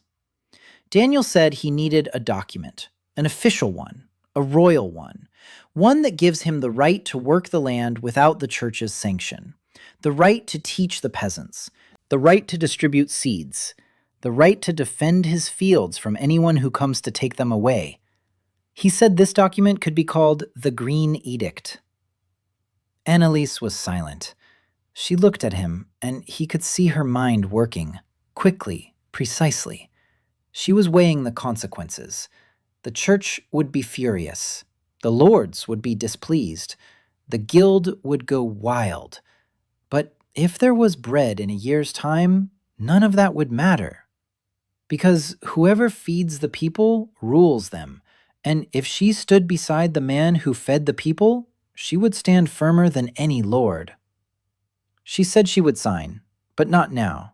She would sign when he showed results not to 7 villages, but to the capital, when the people of Kaldheim saw his bread. Then she would sign before their very eyes, and no one would dare to challenge it. Daniel understood. She was giving him a deadline and a condition, public proof. She was smarter than he'd expected, much smarter. He said, "All right." She nodded. Then she leaned forward and whispered, just for him. She said that her lords considered her a weak girl on the throne, that every morning she woke up thinking she wouldn't make it, that a sack of flour was the first thing in a year that made her believe she could survive. She said this without a tremor in her voice, without tears, steadily, like a fact. Daniel took a loaf of bread out of his bag, baked before he left. He placed it on the table in front of her. He said this bread was baked in a village where a year ago they were eating grass. That if she signed the edict, in a year's time it would be like this in every village of her kingdom. That he was giving her not flattery, but a tool. Annalisa looked at the bread, at his hands that had placed this bread there, at his face. She reached out and touched the crust with her fingertips. It was still warm. Marin had wrapped it in a cloth before the meeting. She said quietly that she believed him and that he would receive the Abbey in a week. They left the hall. Cillian walked beside them, scribbling in a notebook. She wrote down every word, every gesture, every pause.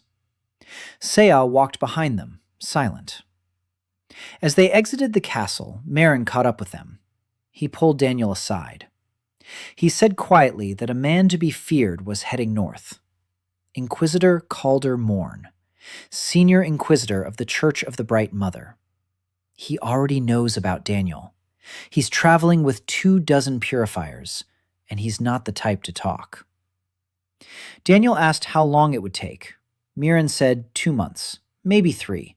It depends on the roads. Daniel nodded. 2 months. That would be enough for him. It had to be enough. They spent the night at the castle. In the morning, they set out again. A parchment bearing the royal seal now lay on the cart. A temporary charter for St. Brim Abbey. Not an edict, but a start. On the way home, Celine quietly asked him if he was afraid of the Inquisitor. Daniel looked at the road ahead. Gray. Empty. He said he was afraid, but not of the Inquisitor. He was afraid he wouldn't make it in time. Chapter summary. Daniel met with Queen Annalisa in the capital of Kaldheim and agreed to receive St. Brim Abbey. Annalisa promised to sign the Green Edict publicly once Daniel presented the results to the capital. Marin warned that the Inquisitor Calder Morn was heading the north with a detachment of purifiers. Daniel has 2 or 3 months. St. Brim Abbey stood on the hill like a stone fist. Massive. Gray. With thick walls and a caved-in roof over the west wing.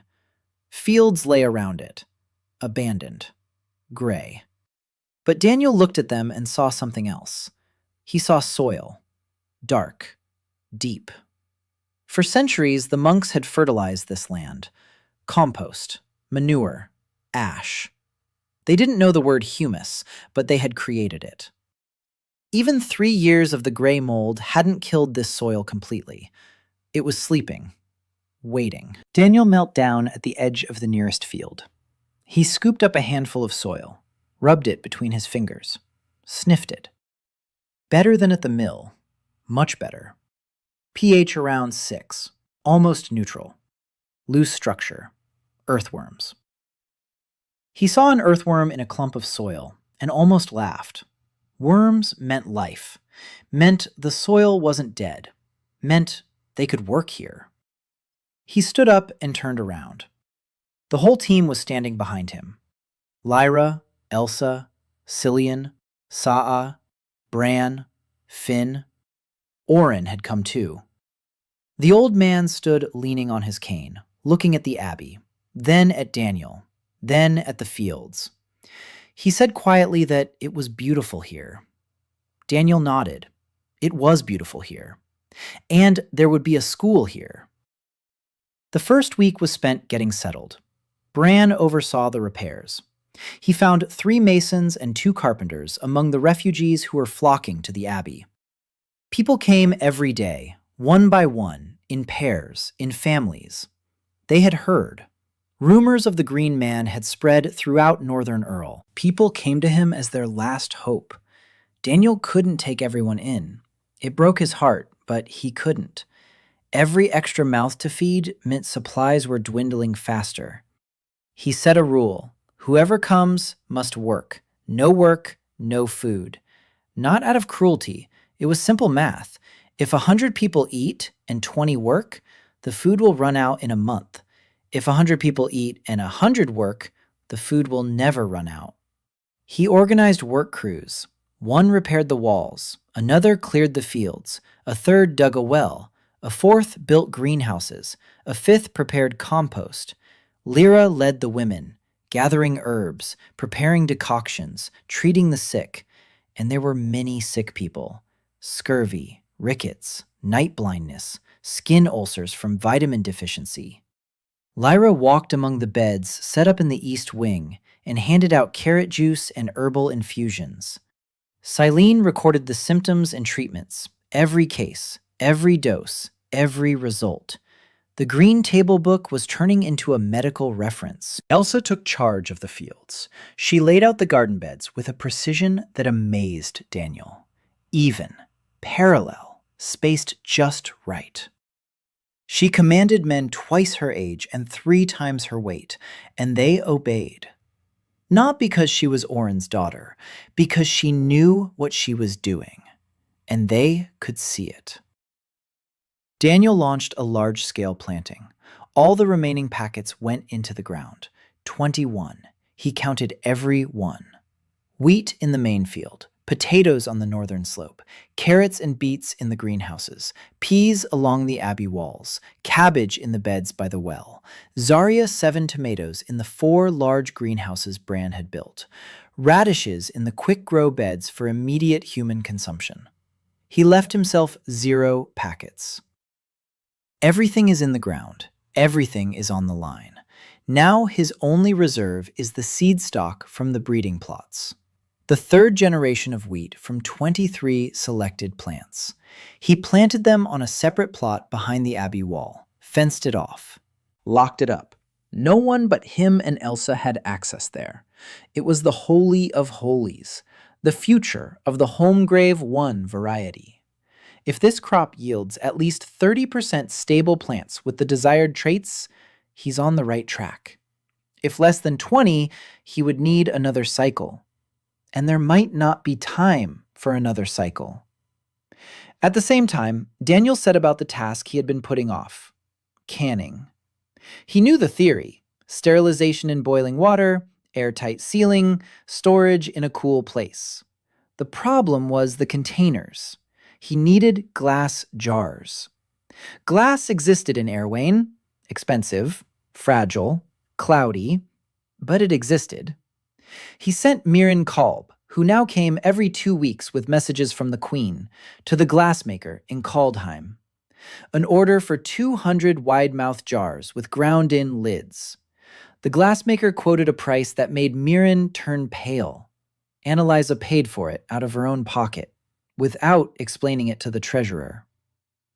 While the jars were being made, Daniel taught Lyra and Cillian. He showed them how to make tomato sauce, how to braise meat until tender, how to sterilize the jars with boiling water, how to fill and seal them so that no air got inside. Cillian wrote down every step. Lyra tried it out. The first 10 jars burst from the temperature shock. Daniel made adjustments. He showed them how to heat the jar gradually. The next 10 held up.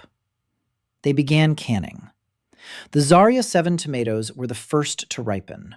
Red, large, juicy, the size of an adult man's fist. Bran took one in his hand and twirled it like a curiosity. He had never seen a tomato. They didn't have them on the Aerwain. It was a new vegetable, a new taste, a new world on the tongue. Daniel cut the tomato in half and let everyone try it. Lyra chewed slowly with her eyes closed. Cillian took a bite and her eyebrows shot up. Sa'a tasted it and nodded. Briefly, approvingly. Finn ate a whole one and asked for more. Elsa took a bite and juice ran down her chin. She wiped it with her hand and laughed. Daniel looked at her, at the juice on her chin, at her laughter, at her freckles. Then he turned away, down to business. They canned every day. Tomatoes, cucumbers that had grown from the seeds in the third packet, stewed meat that Sa'a had hunted in the forest. Each jar was sealed and carried down to the Abbey cellar. Daniel counted. 1 jar was 1 serving for 2 people. 200 jars was 400 servings. Not enough. Insignificantly little for what he was planning. But he wasn't planning to feed the entire northern Earl with these jars. He was planning something else. He was planning a miracle. A small, man-made, controllable miracle.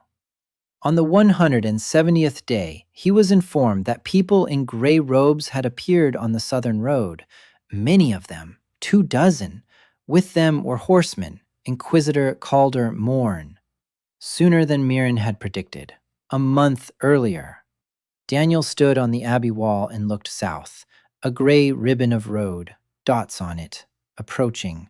Sa'a stood beside him, her hand on her sword. Daniel told her that swords wouldn't help. 20 purifiers aren't the same as 5 mercenaries, and the church stands behind them. Killing the Inquisitor means war with the church. They can't afford that. Sa'a asked, what then? Daniel looked at the fields surrounding the Abbey. Green. The wheat stood like a wall. Potato tops darkened on the northern slope. Tomatoes blushed in the greenhouses. He said he had 1 day to prepare. He climbed down from the wall and began giving orders, quickly, clearly. Everyone had their own task. Elsa was gathering wheat from the nearby field, all of it, down to the last ear. Lyra was preparing the kitchen. Cillian was preparing documents. Bran and the men were building tables in the Abbey courtyard, long ones, made of planks and trestles, as many as would fit. Sa'a was to stand at the gate and not get in the way, just stand there, with a sword, in silence. Let them see that he was not defenseless, but not a threat either. The Abbey stayed awake all night. They ground grain on hand mills. They kneaded dough. They baked. Lyra and Cillian and 10 women stood by the ovens, loaf after loaf, round, golden, plump. The smell of bread wafted over the Abbey and drifted into the night. By morning, rows of fresh bread lay on long tables in the courtyard, 200 loaves. Beside them stood baskets of tomatoes, with carrots, with potatoes, with radishes. The Abbey courtyard looked like a banquet hall. Amidst a gray, hungry world, Daniel stood in the middle of it all and waited. Calder Morn rode through the Abbey gates at dawn, tall, lean, a face carved from stone, eyes dark and deep, gray hair cut short. The Inquisitor's gray robe, cinched with a leather belt, no sword or dagger on the belt, only rosary beads. 22 purifiers followed him, young, strong, These ones had swords. They entered the courtyard and stopped. Calder looked at the tables, at the bread, at the baskets of vegetables, at the scent that hung in the air thick and warm. His face didn't change. He dismounted. He walked over to the nearest table. He picked up a loaf. He turned it over in his hands, sniffed it, put it back. He turned to Daniel. Daniel stood 10 paces away, alone, unarmed, hands at his sides. Sa'a stood by the wall to the right, Bran to the left, but far away, not threatening. Calder spoke. His voice was low, steady, without malice. He said he hadn't come for bread. That bread was Thing, and he had come for the truth. He asked who had given Daniel the right to grow crops without the mother's blessing. Who had given him the right to teach the peasants without the church's sanction? Who had given him the right to call knowledge what the church calls heresy? Daniel answered quietly. He said that hunger had given him the right, that when people are dying and the land is dead, there is no time to wait for a blessing. Calder did not raise his voice. He never raised his voice. This made him more terrifying than any loudmouth. He said that hunger was a trial, that the Bright Mother had sent the Gray Plague not to kill, but to purify, that people should pray and repent, not run to a stranger with a sack of seeds, that Daniel was replacing faith with knowledge, and thereby taking away the only thing the people had left, their hope in the Mother. Daniel listened. He didn't interrupt. He could see that Calder believed every word. This was no villain. This was a man who had seen the Gray Plague kill his sister and nephews, and the only explanation he could find was faith. Take away his faith, and all that remains is pain and emptiness. Daniel understood that, and that was exactly why he didn't argue. He said he didn't dispute the Mother, that he didn't tell people to stop praying, that prayer was their business and their right, but that while they prayed, their children could eat, and one didn't interfere with the other. Calder looked at him for a long time. Then he said that it did interfere, that a person who eats their fill stops praying, that satiety kills faith faster than any heresy, that Daniel wasn't just feeding people, he was taking the Mother away from them. Daniel remained silent, because there was a grain of truth in Calder's logic. Well-fed people do pray less often than the hungry. That was true on Earth, too. But it didn't follow that people should go hungry. They stood facing each other, the Inquisitor and the agronomist. The courtyard smelled of bread and was silent. The purifiers stood in formation. Daniel's team stood along the walls. Between them lay tables laden with food. Calder said he would take Daniel to Kaldheim for a church trial. The court would decide. If the Mother was on his side, he would be acquitted. If not, he would be purified by fire. Daniel nodded. He said, "All right." Everyone around them froze. Shea took a step forward. Daniel raised his hand. He stopped her. He looked at Calder and stated one condition. The trial must be public. In the square of Kaldheim, in front of the people. Calder narrowed his eyes. He asked why. Daniel said because the truth fears no witnesses. Calder was silent for 10 seconds. Then he nodded. A public trial. In the square, in front of the people. He agreed because he was certain he was right, and because a public condemnation of a heretic would strengthen the faith more than a quiet burning. Before leaving, Daniel took Elsa aside. He quietly told her what to do while he was gone. The selection plot was the most important thing. The third generation was nearing harvest. In 2 weeks, they would need to make a selection. She knew how. She'll manage. Elsa grabbed his hand. Her fingers were cold, pale. She said he shouldn't go, that Calder would burn him, that the trial was a trap. Daniel said it wasn't a trap. He said Calder was an honest man. A fanatic, but honest. If the trial was public, he couldn't just burn him without evidence. And there was no evidence of heresy. There was only bread. Elsa wouldn't let go of his hand. Daniel said quietly that he would return. She looked into his eyes. He saw in them everything she couldn't say. 3 months of working together, shoulder to shoulder over the garden beds, hands touching over the planting hole, a silence that spoke louder than words. She let go of his hand, stepped back, nodded. He rode off with Calder. Sa'a rode beside them. Silian followed behind her. And behind them came the wagon, that very same wagon. But now it was carrying more. Sacks of flour, baskets of vegetables, and 200 glass jars of preserves, every single one.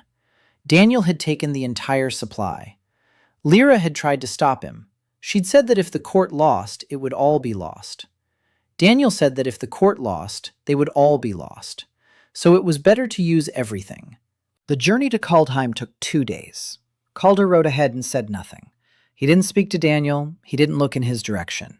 He prayed. Quietly, monotonously. The rosary beads clicked between his fingers like dry bones. During the first night's rest stop, Daniel sat down by the purifier's campfire. They tensed up. He raised his hands. He said he just wanted to talk. He asked the senior purifier how long it had been since he'd eaten white bread. The purifier said nothing. Daniel took a loaf out of his bag, broke it in half, held it out. The purifier looked at the bread, at Daniel, at Calder, who sat off to the side and prayed. Then he took it, took a bite, chewed, closed his eyes. Other purifiers sat nearby, young men, hungry, all of them hungry. 3 years of famine had spared not even the church. Daniel handed out the bread, a piece to each. Silence, without a word. Calder saw it. He didn't stop it. But his rosary beads clicked faster. Kaldheim greeted them with rain, gray and cold. The square was ready. Meren Kalb had made sure of it. A platform in the center, benches for the judges, a place for the accused, and thousands of people. They stood in the rain and waited, thin, gray, with wide eyes. Daniel remembered the girl who was chewing on her belt. He remembered the lines at the bakeries.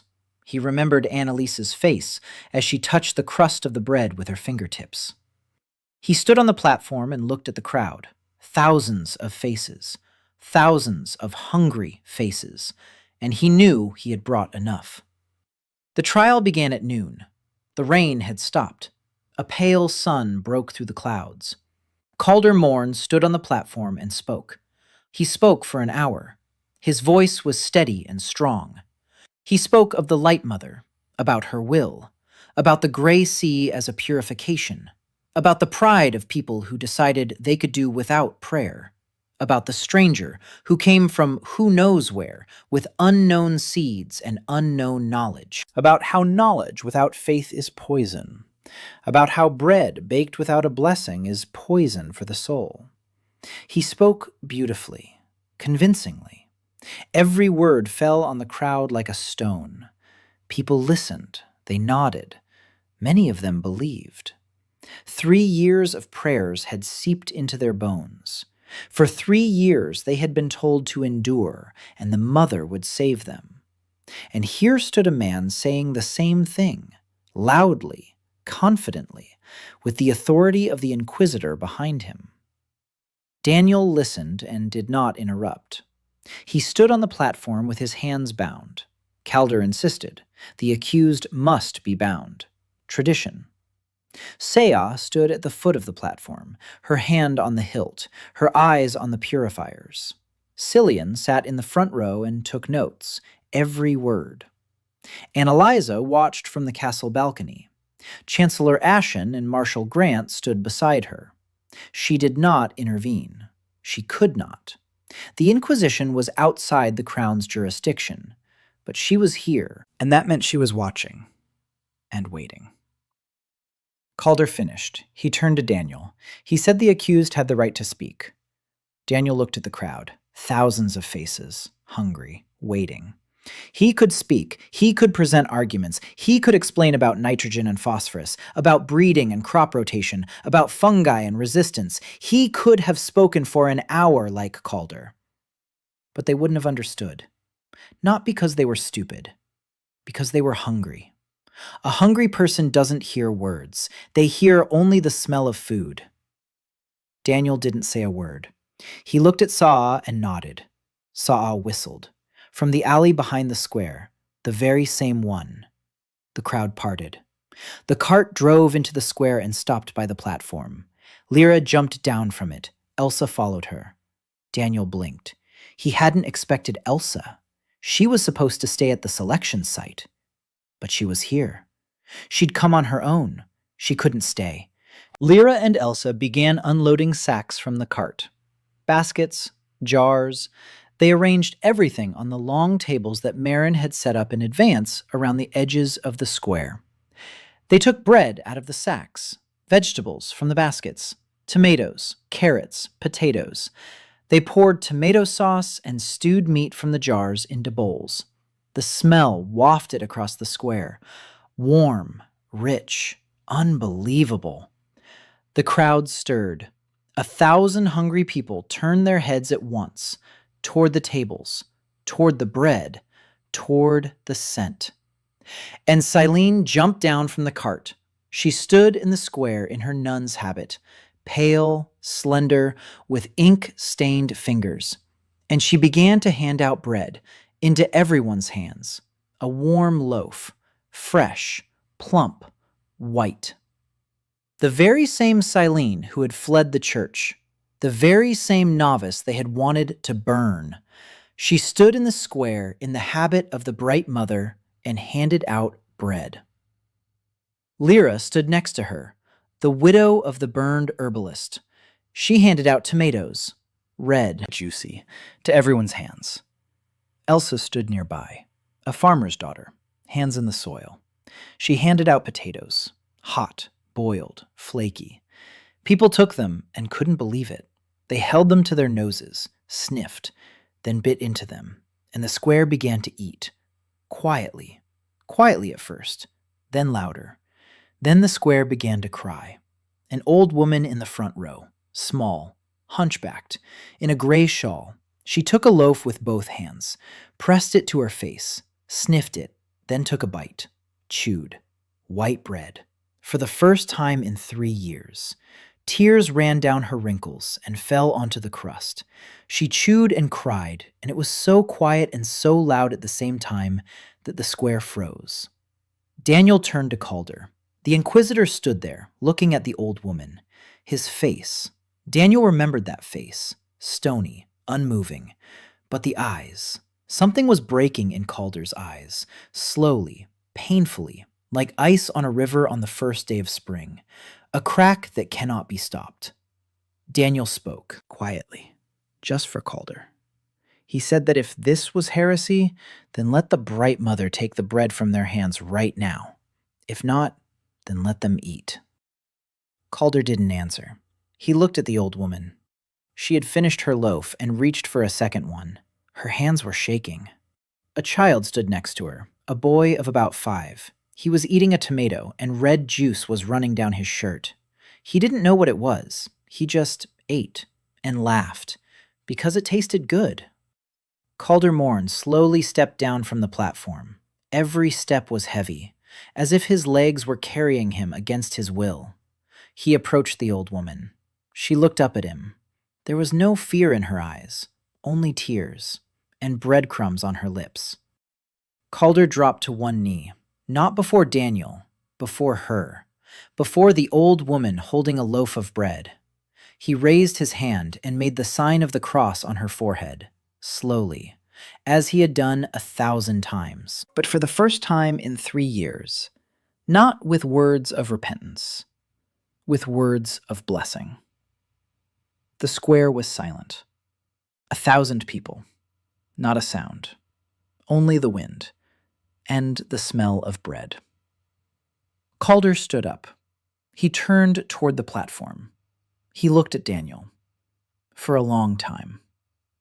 Then he said the trial was over, that the charges were dropped, that this man was not a heretic. The purifiers behind him exchanged glances. Calder turned and walked across the square, alone, without an entourage. His back was straight, but his shoulders were slumped. He walked like a man who had just lost something and found something else and didn't know which was more painful. Daniel stood on the platform. His hands were still bound. Sa'a leaped onto the platform and cut the ropes with a single motion. Daniel rubbed his wrists. He looked up at the castle balcony. Annalisa was standing there, alone. The chancellor and the marshal had left. She looked at him. Then she nodded slowly. He nodded back. She walked down to the square, alone, without guards. She made her way through the crowd, which parted for her, to the cart. Marin handed her a quill and an inkwell. Cillian unfolded the parchment on the cart's lid. Annalisa signed the green edict. In the square, on the cart's cover, before 1,000 witnesses. The quill scratched, the seal pressed onto the parchment. The crowd didn't understand what had happened. They were eating. But they would find out, tomorrow, in a week, in a year. They would find out that on this day, in this square, their queen had signed a document that would change everything. Daniel stood nearby and watched as Annalisa handed over the quill. She turned to him. She said quietly that now he must keep his promise. A year, every village, bread. Daniel said, "I will." The sun broke through the clouds and flooded the square with light. The crowd ate and wept. Elsa stood by the cart and looked at him across the square. Lyra handed out the last tomatoes. Cillian folded the parchment. Sa'a stood with her sword in its sheath and smiled for the first time in 2 years. And somewhere, in the back rows of the crowd, hidden by her hood, stood a woman. She wasn't eating. She was watching Daniel, intently, coldly. Then she turned and walked away. No one took notice. After the trial, everything accelerated. The Green Edict gave Daniel what he hadn't had before, legal authority. Now he could work openly. He could teach. He could distribute seeds, and no one could arrest him for it. Not the church, not the barons, not the guild. The royal seal was on the parchment, and that was enough. He returned to St. Brim Abbey and began to build a school. Not a building. The building was already there. A school as a system. He gathered people from all 7 villages, 2 from each, 14 people, men and women, young and old. All those who knew how to listen and wanted to learn. He seated them at a long table in the Abbey's main hall and told them they would study for 2 months, every day. Theory from dawn until noon. From noon until sunset, practice in the field. After 2 months, everyone would return to their village and train 10 more people. In 6 months, he would have 140 trained farmers. In a year, more than 1,000. Elsa led the practical sessions. She stood in front of 14 students in the field and demonstrated how to mark out the beds, how to determine soil acidity by the weeds, how to plant, how to hill up the plants, how to select the best plants. She spoke confidently, without a hitch. Daniel stood to the side and watched. A year ago, she had considered herself a simple peasant girl. Now she was teaching others, and she did it better than he did, because she spoke their language. Lyra taught a course on medicinal plants. Cillian transcribed the teaching materials.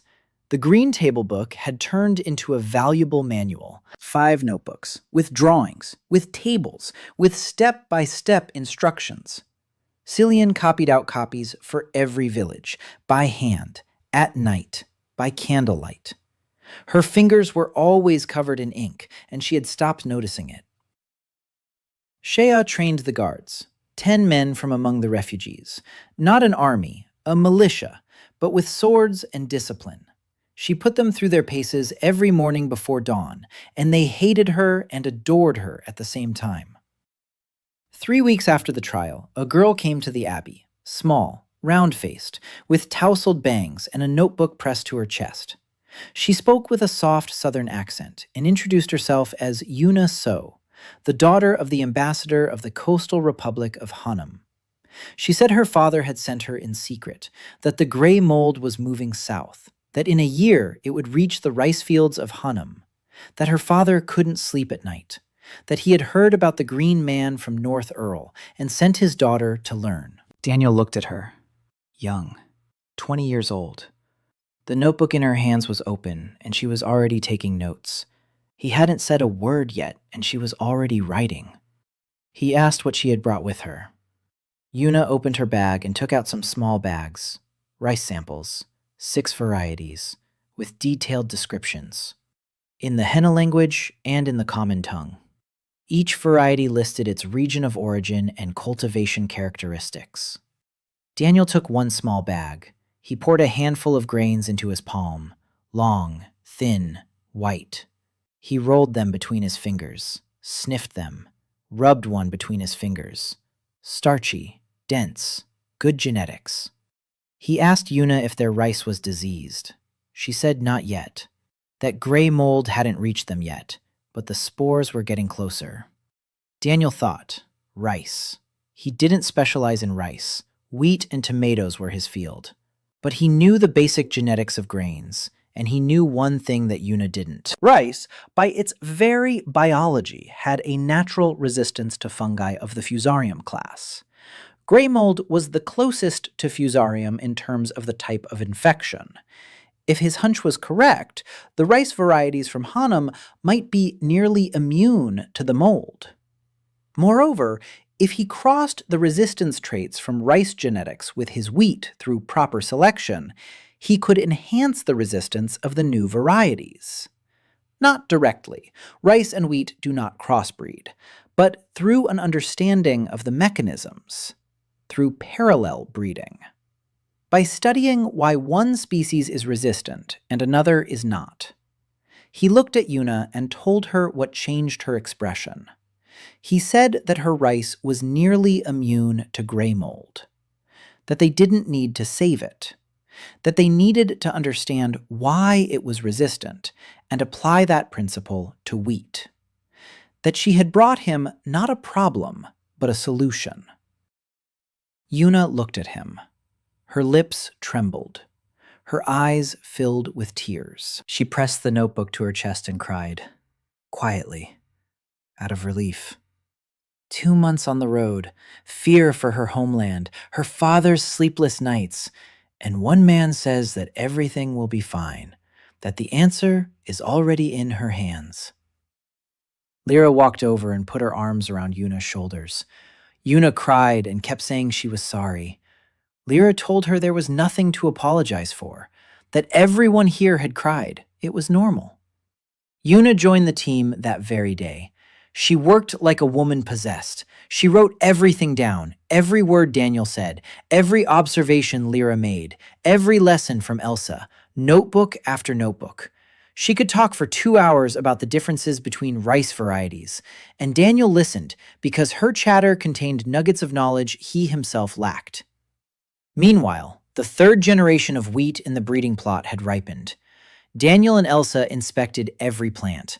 Of the 230 seedlings, 71 met the criteria, 30%. Early maturity preserved, thick stem, full ear, clean leaves. Resistance to mildew confirmed, 30%. Growth from 15 to 30 in a single generation. The math worked. One more cycle and it will be 50 to 60. One more and 70 to 80. A stable variety. Daniel selected seeds from the best 71 plants, carefully, every grain. This was the 4th generation stock. If the 4th generation yields 60% or higher, he'll name it Holmgrave -1 and begin mass propagation. An open pollinated variety, seeds that can be sown again and again, forever. He poured these seeds into a small bag and stashed it in a secret compartment in the wall. Then he sat down against the wall and closed his eyes, tired. For the first time ever, he allowed himself to feel tired. His body ached, his back, his knees, his hands. He had been working every day, from dawn until 2 in the afternoon, for over a year now. No days off, no rest, without stopping. Because stopping meant death for someone. Elsa found him there, sleeping by the wall, sitting with a small bag of seeds in his hand. She took off her jacket and draped it over his shoulders. He didn't wake up. She sat down beside him, quietly. She didn't leave. She just sat there, watching over his sleep. Lyra walked by. She saw them. She stopped. She looked. Then she quietly walked away. She was smiling. That very smile Daniel had seen once, warm and open. Winter of the second year came early. Snow fell in early November, and St. Brim Abbey became a white island in a white world. But inside, it was warm. The stoves were burning. In the storerooms lay sacks of potatoes and flour. In the cellar stood 200 new cans of preserves in rows. The first batch had been distributed in Kaldheim Square. Daniel had been preparing the second all summer and fall. Lyra and Cillian worked on it like a factory. Tomatoes, cucumbers, stew. Every can was sealed and signed by Cillian's hand. The Abbey now fed not 7 villages, but 14. The first wave of students had returned to their villages and got to work. Each had trained 10 others. Daniel did the math. 140 trained farmers. 20,000 people in the province gained access to new methods. Not yet to new seeds, to methods. Proper watering, ash, crop rotation, compost. That alone was enough to increase the yield of local varieties by 40%. Not threefold as with his seeds, but by 40%. The difference between life and death. The famine in North Earl hadn't officially ended, but people had stopped dying, stopped eating bark and leather, stopped fighting in lines. The gray sea still lay across the fields, but now people knew they could fight it, not with prayer, with work. In December, Daniel planted the 4th generation of wheat, in greenhouses, a winter crop, risky, but the greenhouses Bran had built held the heat. Oil-soaked cloth stretched over a frame of poles cut down by the Sa'a. Inside, it was 10 degrees warmer than outside. The wheat sprouted a week later. It grew more slowly than in the summer, but it grew. By February, he saw the results. Of the 180 plants, 112 met the criteria, 62%. Daniel stood in the greenhouse and counted. He recounted them. He counted again. 62. Not 50, not 40, 62. The mathematics of breeding had not failed him. A jump from 30 to 62 in a single generation. He sat right down on the ground between the rows. His hands were shaking, not from the cold, from what he had realized. One more cycle. One. The spring planting of the 5th generation would yield 80 or more. This was a stable variety. This was Holmgrave 1. This was the end of dependence on his terminal seeds. This was the beginning of a world in which farmers fed themselves. He closed his eyes and saw what had warmed him that night. The old woman in the distant village. She has so many carrots, she doesn't know who to give them to. Elsa walked into the greenhouse and saw him on the ground. She was startled. She ran over. He opened his eyes, looked up at her, said 2 words. 62. Elsa didn't understand. Then she did. Her eyes filled with tears. She sat down next to him on the ground, right in the mud. They sat side by side among the green wheat in the winter greenhouse and were silent. Then Elsa rested her head on his shoulder, gently, carefully, like placing a fragile thing on a fragile shelf. Daniel didn't move. They sat like that for a long time, a minute, 5, 10. Between them lay everything that had accumulated over the year. Their shared labor, the garden beds, the planting holes, the touch of their hands, the silence.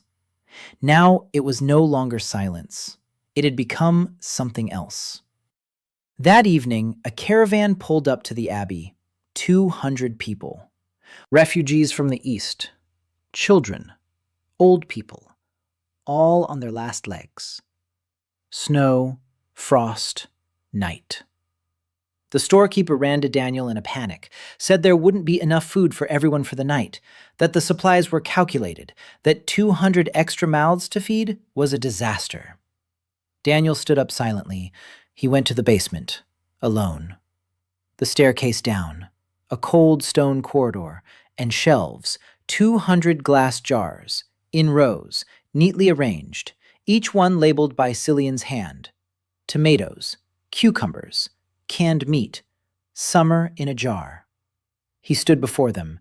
He had prepared them all year long, for a situation he hoped would never come to pass. It had come to pass. He began carrying the jars upstairs, 4 at a time. He carried them up the stairs. He set them on the long monastery tables in the main hall. Lyra saw and silently joined him, then Cillian, then Sa'a, then Yuna, then Bran, then Elsa. They carried the jars from the basement and placed them on the tables, in rows. 200 jars, on long wooden tables. The glass shimmered in the candlelight. Inside, red tomatoes and dark stewed meat and green cucumbers, the colors of summer in the middle of walls. The refugees were led into the hall. They entered and stopped at the threshold. They looked at the tables, at the jars, at the candles, at the faces of the people waiting for them. Daniel personally opened the first jar, tomatoes in their own juice. The scent wafted through the hall. Warm, summery, impossible in February. He took a spoon, looked around the hall, saw a little girl. She was standing by the door, clinging to her mother. Thin, pale, eyes huge. He walked over to her, crouched down, held out the spoon with a tomato, quietly told her to eat. Said it was summer in a jar. He said he'd saved it for her. The girl looked at the spoon, at him, at her mother. Her mother nodded. The girl opened her mouth. She tasted it. Her face changed, slowly. Surprise. Then something else. Something children sense more easily than adults. Delicious. Just delicious. She reached for a second spoonful. The audience watched. 200 people and the whole crew. Silence. Then the girl smiled, and the room exhaled, and began to cry, quietly. The way people cry who have cried too much and are no longer shy about it. Lyra was handing out food. Cillian was pouring. Elsa was slicing bread. Sia was carrying bowls. Yuna wrote down the name of every refugee in a notebook so that no one would be forgotten. Bran stood by the door and made sure everyone came in and no one was left out in the cold. Oren sat in the corner and said nothing. The old man looked out at the room, and his face was wet. This night would later be called the Night of the Glass Summer, for 30 years. How 200 people came who were waiting for death. And how, instead of death, they found a can of tomatoes and a spoon and a man who said, "Eat." After the last refugee fell asleep in the warmth, Daniel went down to the basement. Alone. Empty shelves. 200 empty spots on the shelves. A supply that was gone. He stood in the empty basement and thought about how he now had nothing with which to meet the next caravan. But he had no regrets, not for a second. He went upstairs. Sa'a was waiting for him in the hallway, silently. She handed him a mug of hot broth. He took it. She said quietly that they would need 3 times as many greenhouses by spring, that she would chop some poles. Daniel nodded. They stood in the dark hallway and drank the hot liquid. Behind the wall, 200 people were snoring, warm, well-fed, alive. At dawn, Daniel went out into the courtyard. The snow crunched under his feet. The cold air stung his lungs. He walked toward the greenhouse, toward the 4th generation of wheat that would decide everything. He opened the canopy and stepped inside. Warm, humid air, rows of green. The ears were already forming. He walked along the rows, touching every stalk, a habit, a ritual, a check. Everything was in place. Everything was growing. In the spring, he would sow the 5th generation and obtain a stable variety. In a year, Holmgrave 1 wheat would be in every village of Northern Earl. In 2 years, in every village of Westmark. In 3 years, across the entire continent.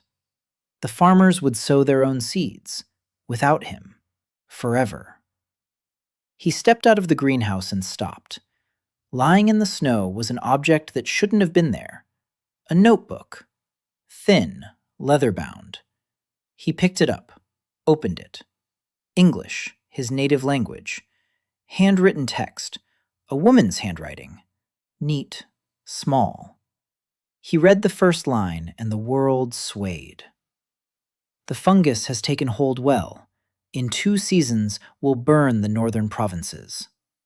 He turned the page. The entries continued.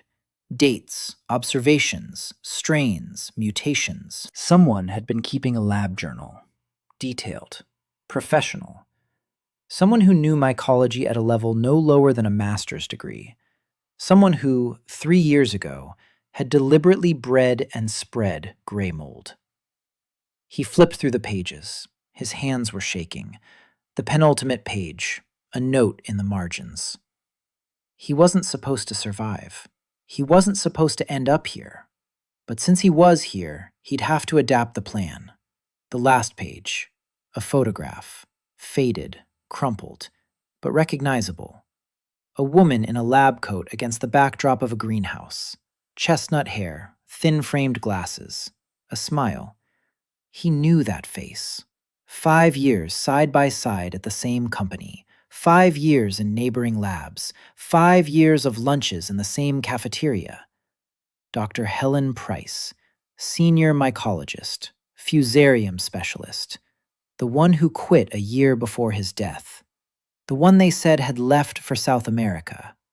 The one no one was looking for. Daniel stood in the snow with a notebook in his hands, and the world was shifting around him. Gray mold is man-made. Helen Price created it and brought it to Aerwain, deliberately, methodically, professionally.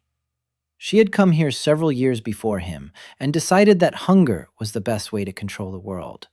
She knew he was here.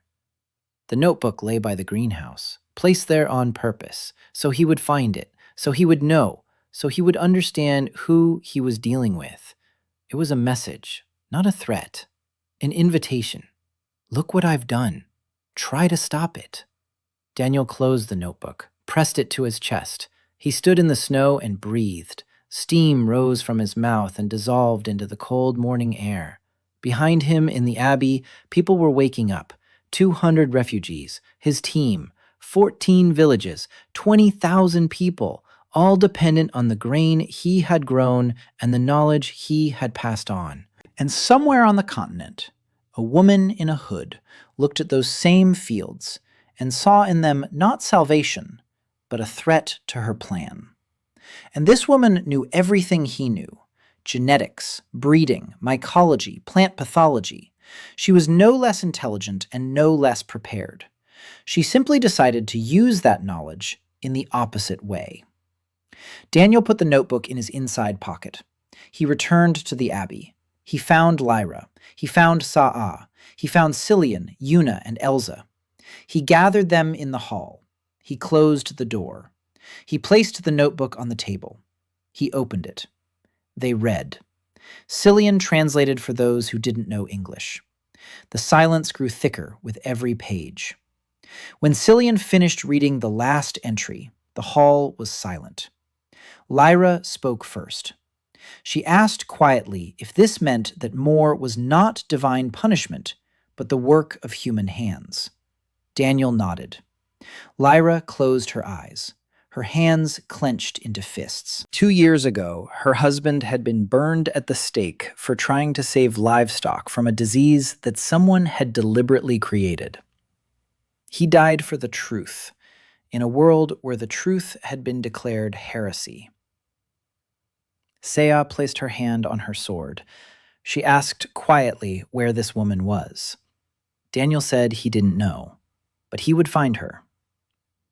Yuna looked up from her notebook. She said that if the mold was man-made, then it could be destroyed. If it was created, then it has a vulnerability, because everything created has a weakness. Daniel looked at her rice, at his wheat, at Helen Price's notebook. Yuna was right.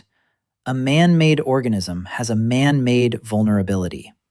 If Helen derived gray mold from fusarium strains, then the key to destroying it might lie in rice genetics. Not just resistance, a suppression mechanism. Elsa sat in silence. Then she stood up. She walked to the window. She looked out at the fields, at the white snow over the green greenhouses, at the smoke from the Abbey's chimneys, at the road leading south. She said quietly that it didn't matter who did it. What mattered was that now they knew. And now they weren't just feeding people. Now they were stopping the one who wants people to die. Daniel walked over to her. He stood next to her by the window. He looked at the same fields, at the same snow, at the same smoke. A year ago, he had been lying face down in the gray earth, not knowing where he was. Now he was standing in an abbey that fed 20,000 people, with a team he hadn't earned but had been given, with a strain that would become immortal in a single generation, with a secret that explained everything and changed everything. He didn't say it out loud, but the image was before his eyes, that very one. The old woman in the distant village. So many carrots there was no one to give them to. He turned toward the table, toward the team, toward the people who were looking at him and waiting. He said quietly that in the spring they would sow the 5th generation, that by summer there would be Holmgrave 1, that by fall every village would receive seeds that could be sown forever. And then they would find Helen Price and end the Gray Sea, not with a sword, not with fire, with grain, because he was an agronomist, and his weapon grew from the earth. The morning sun broke through the window and fell in a golden streak across the table, on the notebook, on their faces, on Elsa's hands in the soil, on Cillian's ink-stained fingers, on the hilt of Sa'a's sword, on Lyra's red palms, on Yuna's notepad. Beyond the Abbey walls lay the world, gray, sick, hungry, but no longer hopeless.